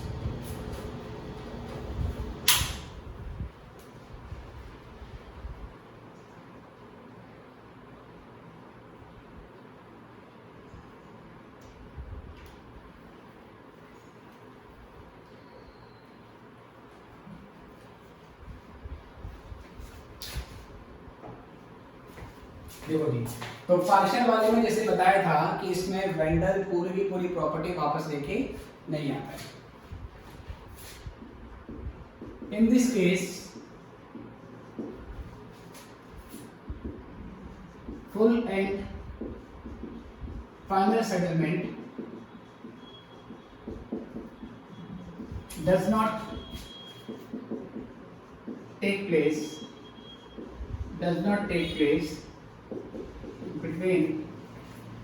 between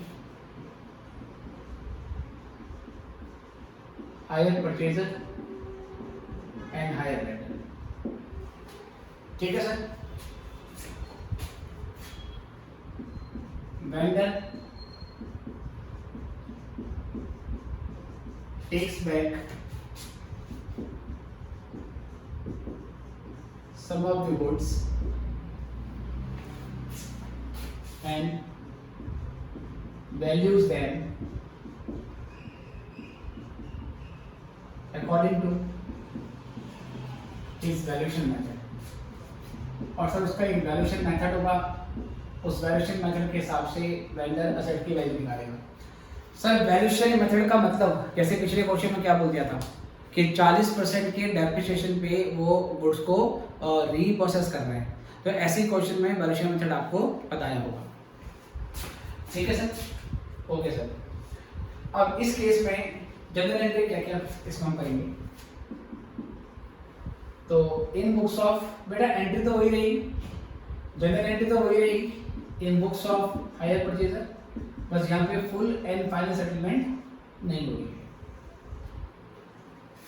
तो पहली एंट्री होगी फॉर रिपोजिशन ऑफ गुड्स, और देखेंगे जनरल एंट्री सेम चलेगी बेटा, बस वहां पर लायबिलिटी का अकाउंट पूरा क्लोज होता था, यहाँ पर अकाउंट क्लोज नहीं होगा। फॉर रिपोजिशन ऑफ गुड्स, ठीक है sir, for repossession of goods ये एंट्री बनाता है hire vendor account to hire purchase asset account. ठीक है, तो यहाँ पर क्या होगा, वैल्यू आएगी रिपोसेस गुड्स की by hire vendor valuation method. Hire vendor का जो वैल्यूएशन मेथड होगा उसके हिसाब से यहाँ पर हायर परचेज गुड्स की वैल्यू डाल देंगे। पहले भी ये एंट्री बनी थी, बट वहां पे वेंडर अकाउंट पूरा क्लोज हो रहा था, क्योंकि वो सारा सामान वापस नहीं आएगा। इसमें क्योंकि सारा सामान वापस नहीं आएगा, तो यहाँ पर एंट्री तो बनेगी लेकिन अकाउंट पूरे तरीके से क्लोज नहीं होगा। और यहाँ पर जो वैल्यू डालनी है वो वेंडर पहले रिपोर्टेड गुड्स की अपने वैल्यूएशन मेथड से वैल्यू निकालेगा और फिर वो वैल्यू यहाँ पे डाल देगा। तो जो वैल्यू हायर वेंडर निकालेगा रिपोर्टेड गुड्स की, उसी वैल्यू को ये एक्सेप्ट कर लेता है, परचेजर एक्सेप्ट कर लेता है। उसके बाद sir for loss on repossession of goods,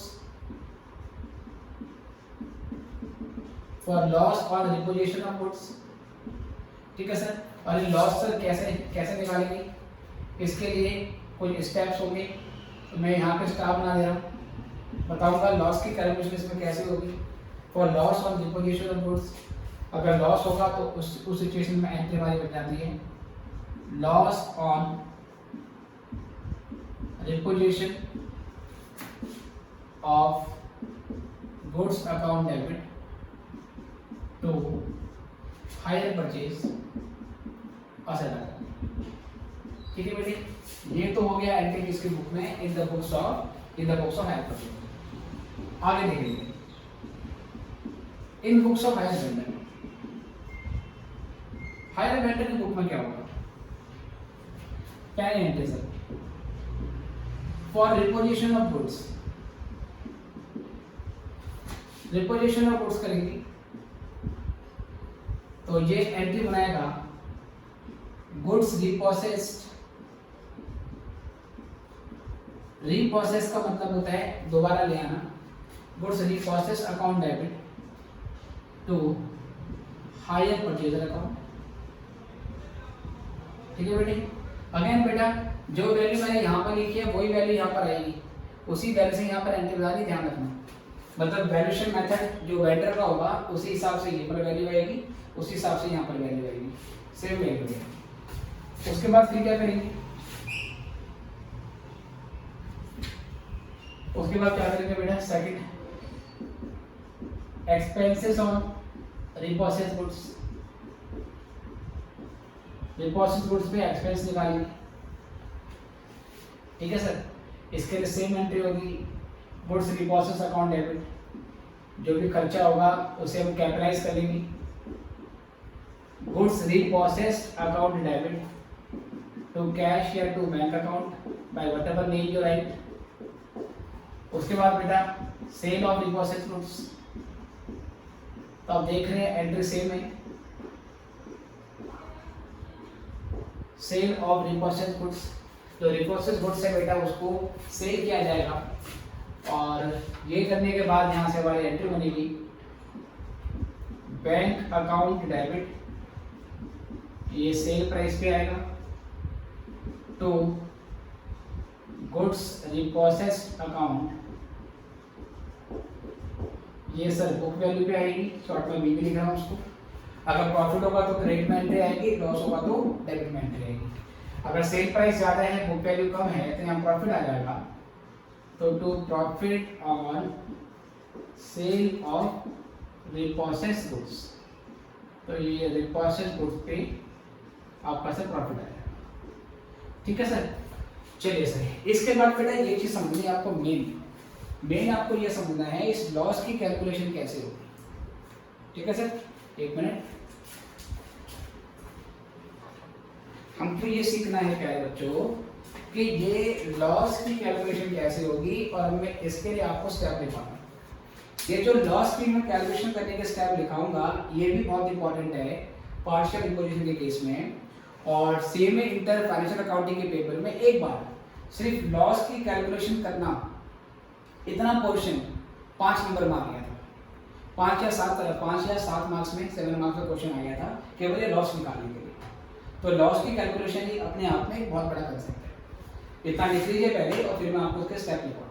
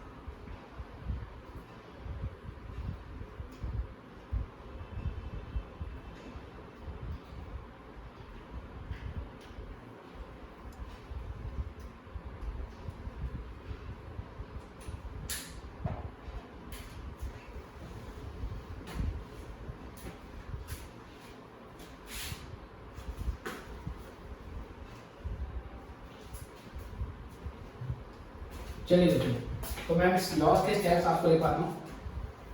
कितना कर दिया होगा आपने guess?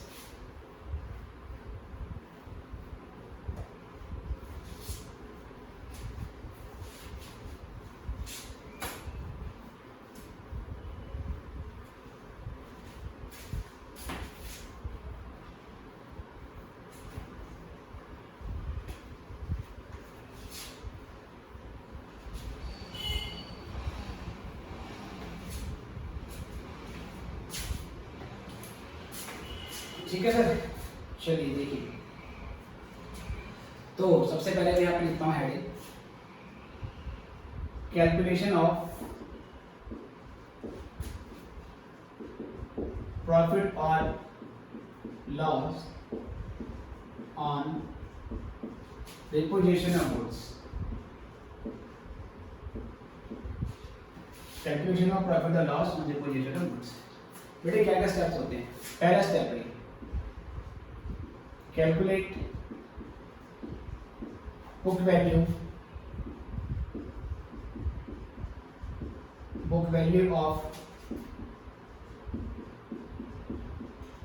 repossessed goods for hire purchaser. Hire purchaser के लिए क्या वैल्यू है repossessed goods की, पहले वो आपको निकाल लेंगे। ठीक है सर, इसका मतलब है cash price of repossessed goods क्या था,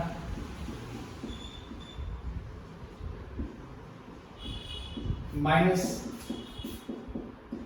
accumulated depreciation.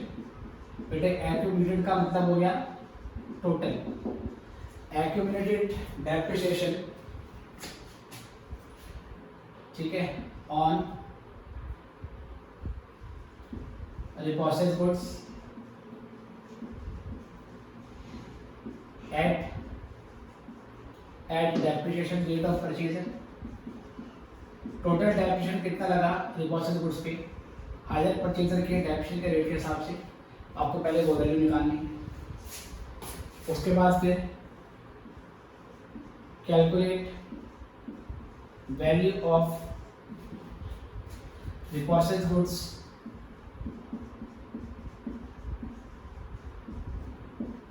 Calculate value of repossessed goods for higher vendor. फिर सर ये पता लगाएंगे कि वेंडर के लिए क्या वैल्यू है। वेंडर के लिए वेंडर का जो वैल्यूएशन मेथड है वो क्वेश्चन में बताया होगा। परचेजर की वैल्यू हमेशा ऐसे निकलेगी कि जो असेट रिप्रोसेस हो रही है उसका कैश प्राइस क्या था, और परचेजर ने उसको वापस देने से पहले कितना डेप्रिसिएशन उसके ऊपर लगा दिया था, वो टोटल डेप्रिसिएशन माइनस करो। परचेजर की हमेशा ऐसे निकलेगी।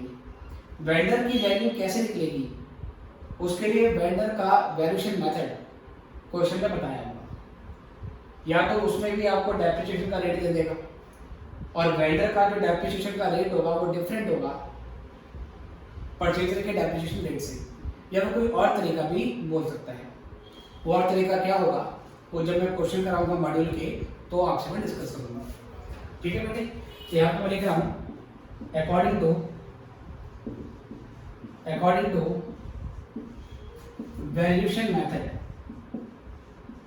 According to valuation method of hire purchaser. ये हायर परचेजर के वैल्यूएशन मेथड के ऊपर डिपेंड करता है। ठीक है बेटा, ये करने के बाद बेटा स्टेप तीसरा, अब मान लो ये सब हम जो प्रॉफिट एंड लॉस निकाल रहे हैं ये हम परचेजर के पॉइंट ऑफ व्यू से निकाल रहे हैं।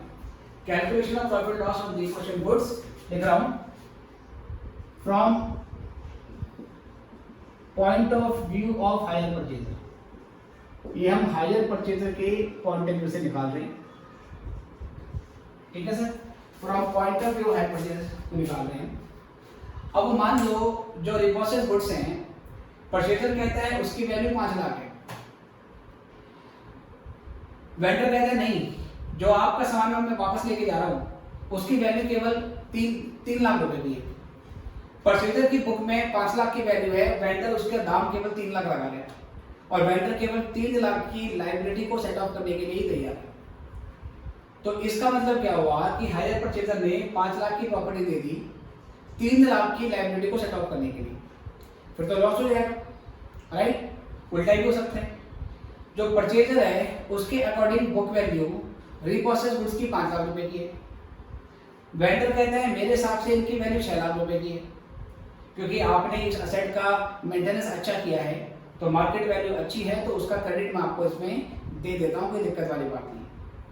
तो अगर 5 लाख की वैल्यू है फॉर द परचेजर पर वेंडर 6 लाख वैल्यू लगा रहा है तो सर परचेजर को 1 लाख का फायदा हो जाएगा। तो यहाँ से इसमें यह आया कि इफ 1 इज मोर देन 2, अगर ये अमाउंट ज्यादा आती है इससे, the difference is loss on reposition. तो जो डिफरेंस है वो लॉस ऑन रिपोजिशन हो रहा है। और इसकी एंट्री क्या बनेगी? इसकी एंट्री बनेगी loss on repossession of goods account debit to hire purchase asset account. ये सर लॉस की एंट्री बनी। ठीक है बेटा, लॉस की बेटा एंट्री तो मैंने पहले लिखवा दी थी ना, बस मुझे लॉस की क्या लिखानी कैलकुलेशन। तो चलो मैं एंट्री बिठा देता हूँ। मैंने बता दिया लॉस के केस में ऐसी एंट्री होगी, फ्रॉड के केस में रिवर्स एंट्री होती है। ठीक है बेटे, और इसका उल्टा अगर 1 से ज़्यादा 2 है, the difference is profit on reposition. और ये प्रॉफिट लॉस हम किसके निकाल रहे हैं? ये हम हायर परचेजर के पॉइंट ऑफ व्यू से निकाल रहे हैं।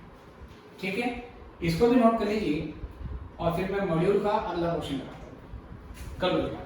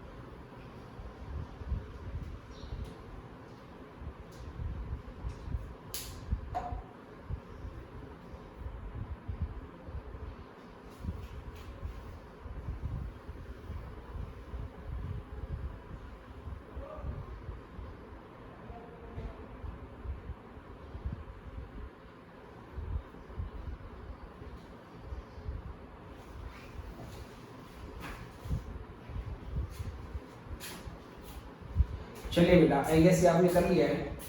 तो अब इसका मॉड्यूल में कौन सा क्वेश्चन है मैं उस पर आता हूँ। मॉड्यूल में आई गेस क्वेश्चन नंबर 8 है, जो कि 7th क्वेश्चन को ही मॉडिफाई करके बना हुआ है। तो 7th क्वेश्चन आपने जो किया था, अब उसी में थोड़ा सा मॉडिफिकेशन के साथ 8 क्वेश्चन बेटा। क्वेश्चन नंबर 8 है, ध्यान से देखेंगे। तो पहले ये बता देता हूँ।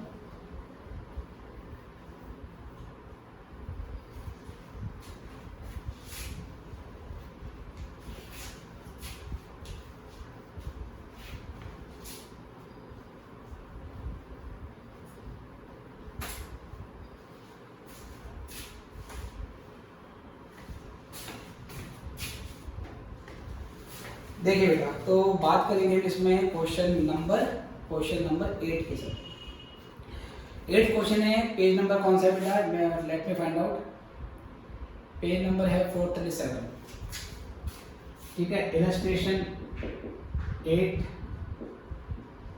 Page number 437 of institute module.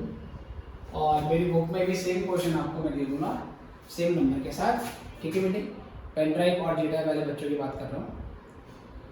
और आपको चाहे वो कॉस्टिंग हो, चाहे बेटा वो अकाउंटिंग हो, चाहे कोई भी सब्जेक्ट हो, आपको इंस्टीट्यूट का मॉड्यूल अच्छे से करके जाने, प्लस इंस्टीट्यूट जो वर्कबुक प्रोवाइड करके जाता है वो आपको अच्छे से करनी है। उसके अलावा एग्जाम टाइम में जो MTQ वगैरह होते हैं वो अच्छे से करके जाना है, और सारे सफिशिएंट है। और ये चीज़ इंटर के लिए बेटा, ये चीज़ फाइनल के लिए। ऑलराइट, बाकी अगर स्कैनर कर सकते हो तो और भी बढ़िया है, लेकिन समय कम हो तो मिनिमम रिक्वायरमेंट है इंस्टीट्यूट का मॉड्यूल, इंस्टीट्यूट की वर्कबुक और MTQ। That is sufficient to pass your exam. All right? चलिए सर, तो एग्जाम्पल 8 पेज नंबर 437 पे इस पे देखते हैं। 1/1/2011 को ए ने 5 मशीनें परचेज करी है बी से। पेमेंट ऐसी थी कि 20% की डाउन पेमेंट है और बैलेंस 4 किस्तों में पे करना है। पहली इंस्टॉलमेंट है 2,80,000, सेकंड 2,60,000, फिर 2,40,000 और 2,20,000। तो आप देख रहे हैं 7th क्वेश्चन के जैसे ही है ना, और थोड़ा चेंज किया आगे। उसके बाद कहता है कि पहली इंस्टॉलमेंट 31/12/11 से स्टार्ट होगी।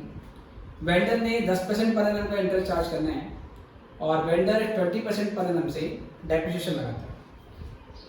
On as failure to pay the instalment due on 31/12/2012 after negotiation on 1/1/13 we agreed to leave 2 machines with adjusting the value of the other 3 machine again the amount due.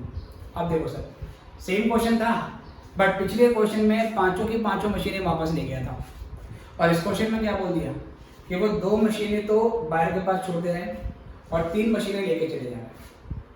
अगर 2 छोड़ दिए और 3 मशीनें ले गया तो इसका मतलब ये पार्शियल रिपोजिशन है, ठीक है बेटी। और जो पार्शियल रिपोजिशन किया उसने 3 मशीन का, उसको वैल्यू कैसे किया, कहता उसके लिए उसने 40% का डेप्रिसिएशन लगाया है WDV मेथड के बेस पे। उसके बाद फिर उसने क्या करा, 6000 रुपये खर्च करे हैं रिपेयर पे, ईच मशीन पे बोला हुआ है, हर मशीन पे 6000 रुपये का खर्चा किया। तो 3 मशीनें वापस लाया था वो, अगर एक पे 6000 तो 3 पे हो जाएगा 6000 इंटू 3 मतलब कि 18,000। ये लाने के बाद उसने क्या करा, after spending on repairs of each of machine sold rupees 70,000। 70,000 में क्या करा बेटा, उसने बेच दिया। और 70,000 में पूरा बेचा या एक बेचा है बेटा, ये क्लियर नहीं है, तो लैंग्वेज हम ध्यान से देखते हैं इसकी। तो बेटा एक बेचा 70 में, ठीक है बेटे, 70 एक पे बेचा हुआ है, उसके लिए भी ईच होना चाहिए। वो क्वेश्चन में राइटिंग प्रॉब्लम में 6,000 on repairs of each of सब मशीन सोल्ड एट 7,000 ईच, यहाँ पर भी ईच होना चाहिए था, वो क्वेश्चन में इन्वेस्टमेंट हो गया है। और क्वेश्चन में कह रहा है कि आपको क्या करना है, अकाउंट बनाना है। तो पहले क्वेश्चन में इनिशियल वर्किंग नोट बनेगा जिसमें हम कैश प्राइस फाइंड आउट करेंगे। तो वो पहला वर्किंग नोट तो क्वेश्चन नंबर 7 के जैसे ही बनेगा, जिसमें मैंने बैकवर्ड कैलकुलेशन करवाई थी। पहले चौथी इंस्टॉलमेंट, फिर तीसरी इंस्टॉलमेंट, दूसरी इंस्टॉलमेंट, फर्स्ट इंस्टॉलमेंट, फिर 8 लाख आया था, 8 लाख को 80 से डिवाइड किया था, 100 से इंटू किया था, 10 लाख आ गया था। वो वर्किंग नोट पहले सेम बनेगा बेटा इसमें, क्योंकि ये क्वेश्चन पिछले क्वेश्चन के जैसा ही है, तो मेरा इनिशियली वर्किंग नोट थोड़ा कम हो गया है। वो वर्किंग नोट बनाने के बाद एक वर्किंग नोट और बनेगा जिसमें हम प्रॉफिट या लॉस की कैलकुलेशन करेंगे, ठीक है। पहला वर्किंग नोट जो हमने क्वेश्चन 7 में बनाया था डिट्टो वैसे ही है, वो आपको दोबारा से क्वेश्चन में कॉपी करने हैं। और सेकंड वर्किंग नोट अब मैं बना रहा हूँ, और पिछले क्वेश्चन में जो सेकंड वर्किंग नोट था वो 5 मशीनों को रिप्रोसेस करने के लिए था, अब वो नहीं होगा। अब वो 5 के बदले 3 मशीनें लेके गया है, तो 3 मशीनों के लिए बनाना है, वो सेकंड का वर्किंग नोट मैं बनाता हूँ आपके लिए। ऑलराइट, ठीक है सर। तो पहले यहाँ पे बन रहा है वर्किंग नोट, और फिर अकाउंटिंग कैसे होगी बेटा वो भी सीखेंगे। तो वर्किंग नोट सेकंड है, कैलकुलेशन ऑफ प्रॉफिट और लॉस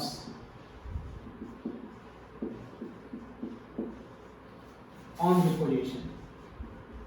रिपोजिशन पे क्या प्रॉफिट या लॉस हुआ बेटा वो हम निकालने जा रहे हैं।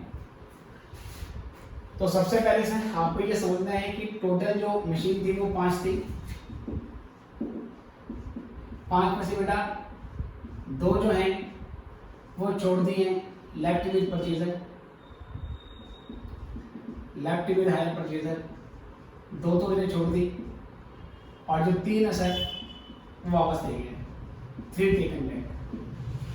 3 वो वापस लेके गया है, इसका मतलब 3 का रिपोजिशन किया है। तो जो 3 का रिपोजिशन किया है बेटा हमें इस 3 की वैल्यू निकालनी है। स्टेप मैंने क्या क्या बताए थे जस्ट अभी लिखा है इससे पहले, वो यहाँ पे लिखने। तो वैल्यू ऑफ क्या बोल सकते हैं, book value, book value of reported goods और ए कौन है बेटा, ए है हायर परचेजर। तो कैसे निकालेंगे देखो, पहले लिखेंगे कैश प्राइस, कुछ देखा ध्यान से। 10 लाख कैश प्राइस था 5 मशीनों का, तो 3 का कितना है ना, 10 लाख में 5 मशीनें थी तो 3 का कितना हुआ, तो ये हो जाएगा 6 लाख। अब इस पे लिखेंगे बेटा less accumulated depreciation for 2 years at the rate of 10% पर annum स्ट्रेट लाइन। बेटा 2 साल क्यों? क्योंकि 31/12/12 की जो इंस्टॉलमेंट है, जो सेकंड वाली इंस्टॉलमेंट है, उस पर डिफॉल्ट हुआ है। तो इसका मतलब 31/12/11 को पहला ईयर, 31/12/12 को दूसरा ईयर। तो 2 साल का डेट निकालेंगे। कैसे निकालेंगे बेटा? देखो 6 लाख का 10% निकालेंगे तो 1 साल का डेप्रिसिएशन आ जाएगा 60,000। हमें 2 साल का निकालना है ना, सीधे 2 से इंटू कर दो। स्ट्रेट लाइन में ऐसे कर देते हैं। तो ये करने के बाद हमारे पास 1,20,000 की वैल्यू आ जाएगी। 6 लाख में से 1,20,000 को माइनस करने के बाद हमारा जो अमाउंट आएगा बेटा, वो 4,80,000 का अमाउंट आ जाएगा। ये बुक वैल्यू आ गई इसके लिए, परचेजर के लिए वैल्यू आ गई। सेकंड बेटा यहीं से, अब यहां से value of repossess goods, value of repossess goods for B. Repossess goods की बी के लिए क्या वैल्यू है बेटा? रीप्रोसेस गुड्स की बी के लिए क्या वैल्यू है? तो सेम चीज बेटा, पहले ए था, ये बी हो गया। पहले यहां पर लिखो वही कैश प्राइस। कैश प्राइस तो बेटा 6 लाख का ही है, ठीक है। लेस करेंगे इसमें से फिर हम accumulated depreciation for 2 years at 40% per annum WDV। तो बेटा पहले 6 लाख का निकालो डेप्रिसिएशन 40% पे, तो फर्स्ट ईयर का डेप आएगा 6 लाख का 40%, 2,40,000। अब सेकंड ईयर का डेप निकालना है मुझे अगर, तो मैं फर्स्ट ईयर के डेप का 60% निकाल दूंगा, जो मैंने पिछली लेक्चर में आपको शॉर्ट में बताया था। अगर फर्स्ट ईयर का डेप्रिसिएशन 240 है, सेकंड ईयर का डेप्रिसिएशन 60% हो जाएगा। 60 कैसे? 100 में से 40 लेस करने के बाद। या आप छोटे बच्चों की तरह करो, पहले 6 लाख में से 2,40,000 माइनस कर दो, फिर जो बचेगा उसके ऊपर 40% लगा दो। वैसे भी कर सकते हो, पर शॉर्टकट में ऐसे करेंगे। अगर मैं 240 का बेटा 60% निकालता हूँ तो कितना आएगा? 1 मिनट।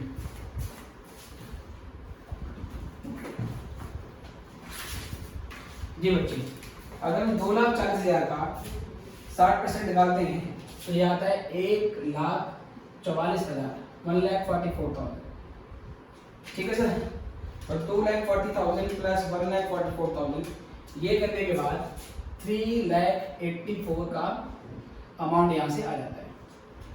और ये लेस करने के बाद हमारी जो वैल्यू आती है वो 2,16,000 आती है। तो जो असेट वेंडर वापस लेके गया, परचेजर कहता है कि उसकी वैल्यू 4,80,000 है। वेंडर कहता है नहीं जी 2,16,000 की वैल्यू है, तो वेंडर ने कम वैल्यू निकाल दी। अगर वेंडर की वैल्यू कम निकल रही है, इसका मतलब हमें लॉस हो गया। तो तीसरा क्या करेंगे सर? यहाँ से तीसरा यहाँ से होगा आपका लॉस ऑन रिपोजिशन। अब सर यहाँ से आप लॉस ऑन रिपोजिशन करेंगे, और लॉस ऑन रिपोजिशन निकालने के लिए आप इस 6 लाख में से 2,16,000 को माइनस कर दोगे।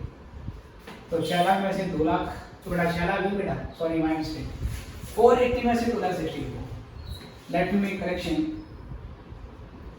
4,80,000 में से 2,16,000 माइनस करेंगे। 4,80,000 और 2,16,000। तो ये करने के बाद बेटा 480 मैंने 260, 480 में से 2,16,000 को माइनस कर लो, कितना आएगा? तो 480, 2,16,000, 10 में से 6 गए 4, और 7 में से 1 गए 6, और ये आ गया सर 164। तो 1,64,000 का लॉस आ गया रिपोजिशन पे। किसके लिए सर? ये परचेजर के लिए लॉस आ गया। इतना लिख लीजिए, और फिर मैं दोनों की बुक में आपको अकाउंट्स बना के दिखाता हूं। करो आराम से।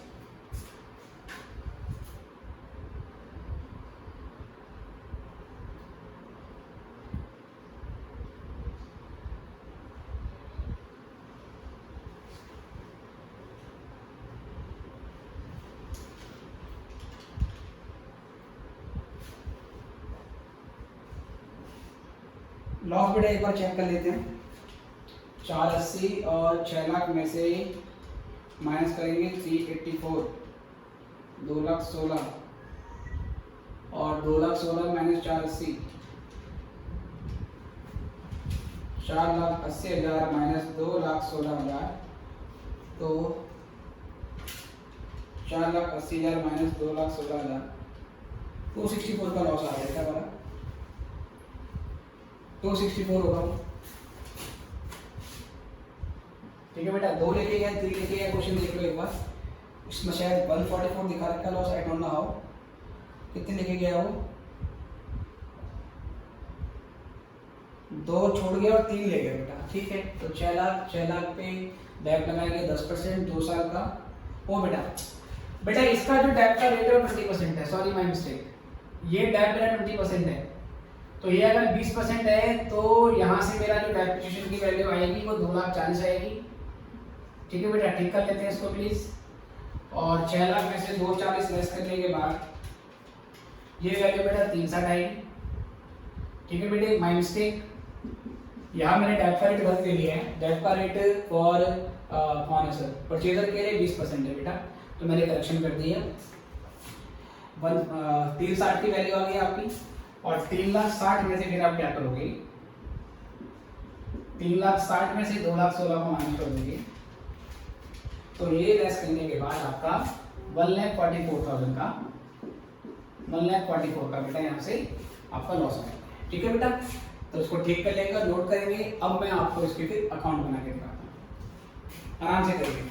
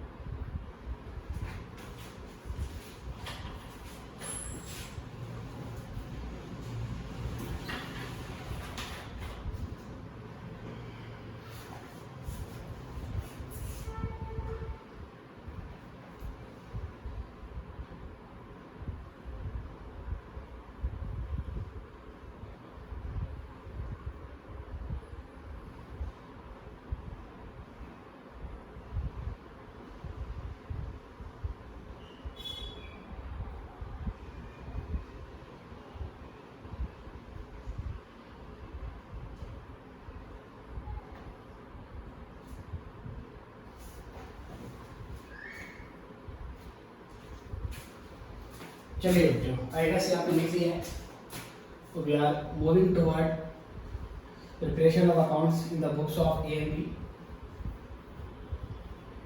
ये भी देख लेते हैं।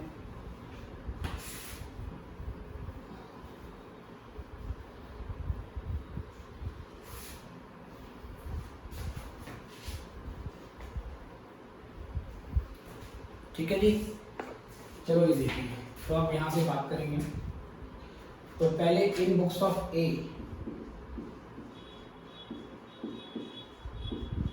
कौन है सर? ए है हायर परचेज। तो एक तो ये बनाएगा हायर परचेज मशीन अकाउंट। ठीक है जी, डेट,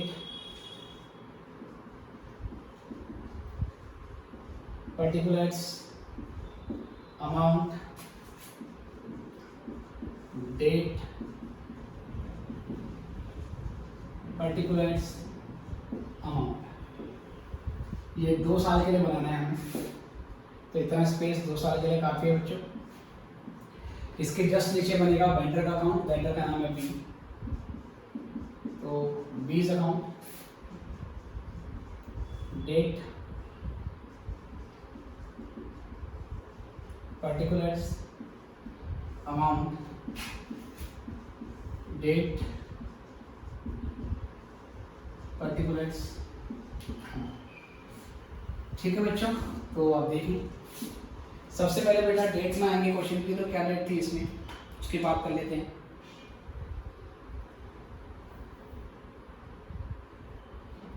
एक मिनट है, let me get back to question. तो डेट है बेटा 1/1/2011 की, तो पहले 1/1/11 को टू बीज अकाउंट, ये आ जाएगा पूरा 10 लाख, और यहीं पर 1/1/11 को ही by hire purchase machine account, ये आ जाएगा आपका 10 लाख। ठीक है बेटा, इसके बाद फिर हम क्या करेंगे? इसके बाद फिर 31 12/11 को डेप लगाएंगे। अब की बार डेप का रेट है 20%, 10 लाख का 20% लगाएंगे तो 2 लाख का डेप्रिसिएशन आ जाएगा। और सेम डेट पे by balance carry down 8 lakh का बैलेंस आएगा हमारा, तो ये भी 10 लाख और ये भी 10 लाख। और ये करने के बाद प्यारे बच्चों यहाँ से फिर 1/12 को तो बैलेंस BD और यहाँ पर 8 लाख का अमाउंट आ जाएगा। फिर 31/12/11 को बेटा 31/12/12 को फिर से पूरे साल का डेप्रिसिएशन लगेगा। अगर ये डेप्रिसिएशन 2 लाख का ही है क्योंकि हमारा मेथड है स्टेट लाइन का, तो पहले ये बना दिया बेटे 2 साल के लिए। इसमें आ जाएगी 10 लाख का था, इमीडिएटली पहले सेम डेट पे डाउन पेमेंट जाएगी 2 लाख रुपए की, तो 2 लाख रुपए की डाउन पेमेंट चलेगी। उसके बाद बेटा इंटरेस्ट निकालोगे 31/12/12 को, तो बाय इंटरेस्ट अकाउंट। तो अब की बार बेटा आपका जो इंटरेस्ट है वो है आपका 80,000 का पहली बारी का, क्योंकि हमने फर्स्ट क्वेश्चन में निकाला था बेटे, क्योंकि क्वेश्चन तो वही चल रहा है। उसके बाद 31/12/11 डेट आएगी बेटा, नॉट 12। फिर 31/12/11 को ही आप पहले इंस्टॉलमेंट पे करोगे जो कि 2,80,000 की थी, और इसके बाद आप बैलेंस निकालोगे। तो सो फार आई रिमेंबर ये आपका 6 लाख का बैलेंस आ जाएगा। अगेन ये आपका टोटल 10,80,000 और ये भी बेटा आपका 10,80,000 आ गया। Now the opening balance of next year is by balance brought down and the opening balance is 6 lakh. Interest for second year, interest for second year is 60,000। लेकिन अब यहाँ पर क्या हुआ बच्चों, यहाँ पर डिफॉल्ट हो गया है ना, पहले 60,000 का इंटरेस्ट डाल दिया, अब यहाँ डिफॉल्ट हो गया। जब डिफॉल्ट हो जाएगा तो वेंडर के अकाउंट में रिपोजिट गुड्स की जो वेंडर वाली वैल्यू है वो आपको यहाँ पर डालेंगे। तो 31/12/12 यहाँ लिखेंगे, ये अमाउंट ऊपर ट्रांसफर होगी हायर परचेज मशीन अकाउंट, और यहाँ पर बेटा आपका 2,16,000। ये 2,16,000 कहाँ से आया था सर? ये 2,16,000 वैल्यूएशन मेथड वैल्यू है वेंडर के अकॉर्डिंग, क्योंकि मैंने वर्किंग नोट जैसे से पहले बनाया था ना, उसमें स्टेप सेकंड में जो मैंने डिपॉजिट उसकी वैल्यू निकाली है वेंडर के लिए, वो 2,16,000 की थी। इसी 2,16,000 को अब आपने यहाँ से उठाकर यहाँ ट्रांसफर कर देना है, तो यही 2,16,000 यहाँ आ जाएगा। ठीक है बेटा, एग्जामिनेशन में ये एरो नहीं लगाने फिर तो मैंने आपके लिए बताया। और यहाँ पर 31/12/12 को हम लिखेंगे बाय बेस अकाउंट 2,16,000 की वैल्यू। और नेक्स्ट सर, लेकिन आप देख रहे हो यहाँ पर बी का अकाउंट पूरे तरीके से सेटल नहीं हुआ है, बी का अकाउंट पूरे तरीके से क्लोज नहीं हुआ है, जबकि फुल रिपोजिशन में ये बी का अकाउंट कंप्लीटली क्लोज हो गया था। यहाँ पर ऐसा नहीं हुआ। अब सर यहाँ पर हम क्या करेंगे, बैलेंस निकालेंगे। तो 6,60,000 में से 6,60,000 में से 2,16,000 को माइनस कर दो, ये बचा हुआ बैलेंस है, तो कितना आएगा? तो ये लेस करने के बाद बेटा ये आ जाएगा 4,44,000। 4,44,000 का बैलेंस बचा। ये वो बैलेंस है जो कि वेंडर को और देना है, हमने ए ने बी को और देना है, क्योंकि बी के पास 2 मशीनें पड़ी हुई हैं अभी, तो 2 मशीनों के प्रति इतनी लायबिलिटी इसकी और बनती है। और अगर बी आगे भी डिफॉल्ट करता है, हो सकता है वो बची हुई 2 भी मशीनें आगे दे जाए। और इस बची हुई अमाउंट को कैसे कैसे पे करना है बेटा, उसके लिए नया हायर परचेज एग्रीमेंट बनेगा ए और बी के बीच। फिलहाल के लिए मैं इसको तो बैलेंस शीट लिख के क्लोज कर दूंगा। तो ये बेटा आ गया मेरा 60 to 660। अच्छा सर, जो लॉस आया था मेरा सेम डेट पे bye loss on repossession of goods account, तो ये 144 आ गया आपका। उसके बाद बेटा यहां से बैलेंस निकालना 8 लाख, 8 लाख, और 8 लाख में से बेटा ये अमाउंट माइनस करोगे आप, कितनी sir? 8 lakh minus 2 lakh minus 2,16,000 minus 144,000, तो बेटा 2,40,000 का डिफरेंस हमारा यहाँ पर आ जाएगा। तो बाय बैलेंस सीडी ये 2,40,000 की बैलेंसिंग फिगर हमारी आ जाएगी। आप इस 2,40,000 की बैलेंसिंग फिगर को वेरीफाई भी कर सकते हो। वो कैसे प्यारे बच्चों?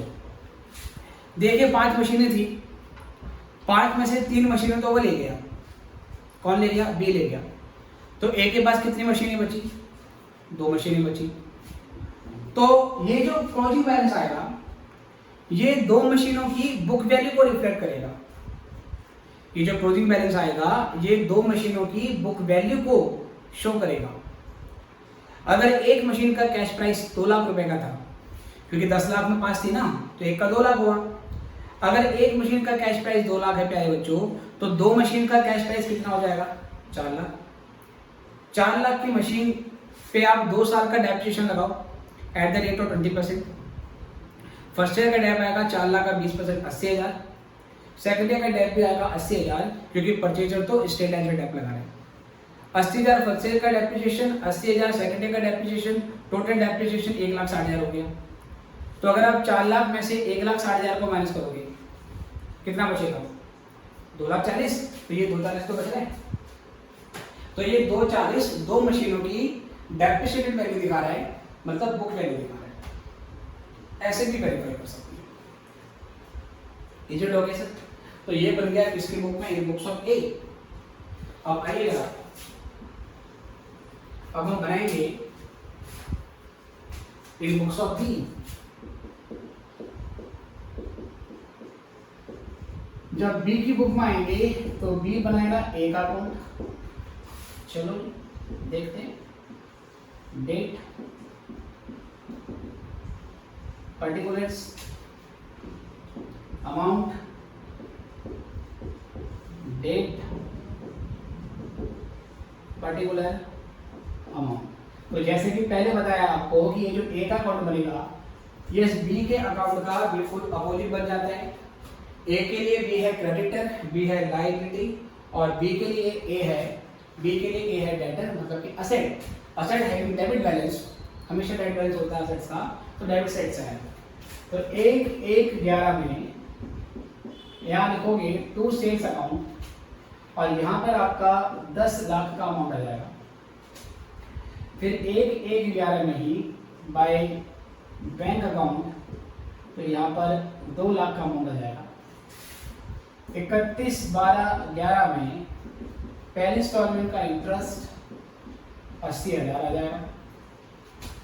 31/12/11 में अब पहली इंस्टॉलमेंट रिसीव हो जाएगी 2,80,000 की बेटी, है ना। ये 2,80,000 की इंस्टॉलमेंट आ गई। और फिर यहाँ बैलेंस आएगा, तो ये 6 लाख का बैलेंस हमारा यहाँ से आ गया। तो ये भी हो गया 10,80,000, और ये भी हो गया 10,80,000। ये करने के बाद बेटा 1/1/12 पे आ जाएंगे। तो बैलेंस बिल्डिंग ये हमारा 6 लाख हो गया। सेकेंड ईयर के एंड में पहले बच्चों 31/12/12 सेकेंड बारी का इंटरेस्ट जो कि 60,000 था, ठीक है सर। ये 60,000 का हमारा इंटरेस्ट आ गया।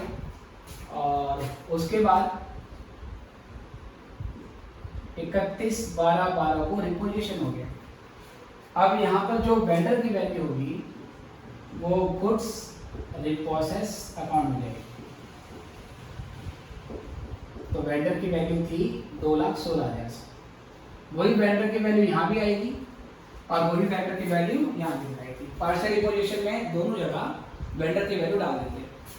और ये बेटा बैलेंस आएगा बाय बैलेंस सी डी और ये सेम आएगा 4,44,000 का। तो ये भी हो गया 6,60,000 और ये भी हो गया 6,60,000।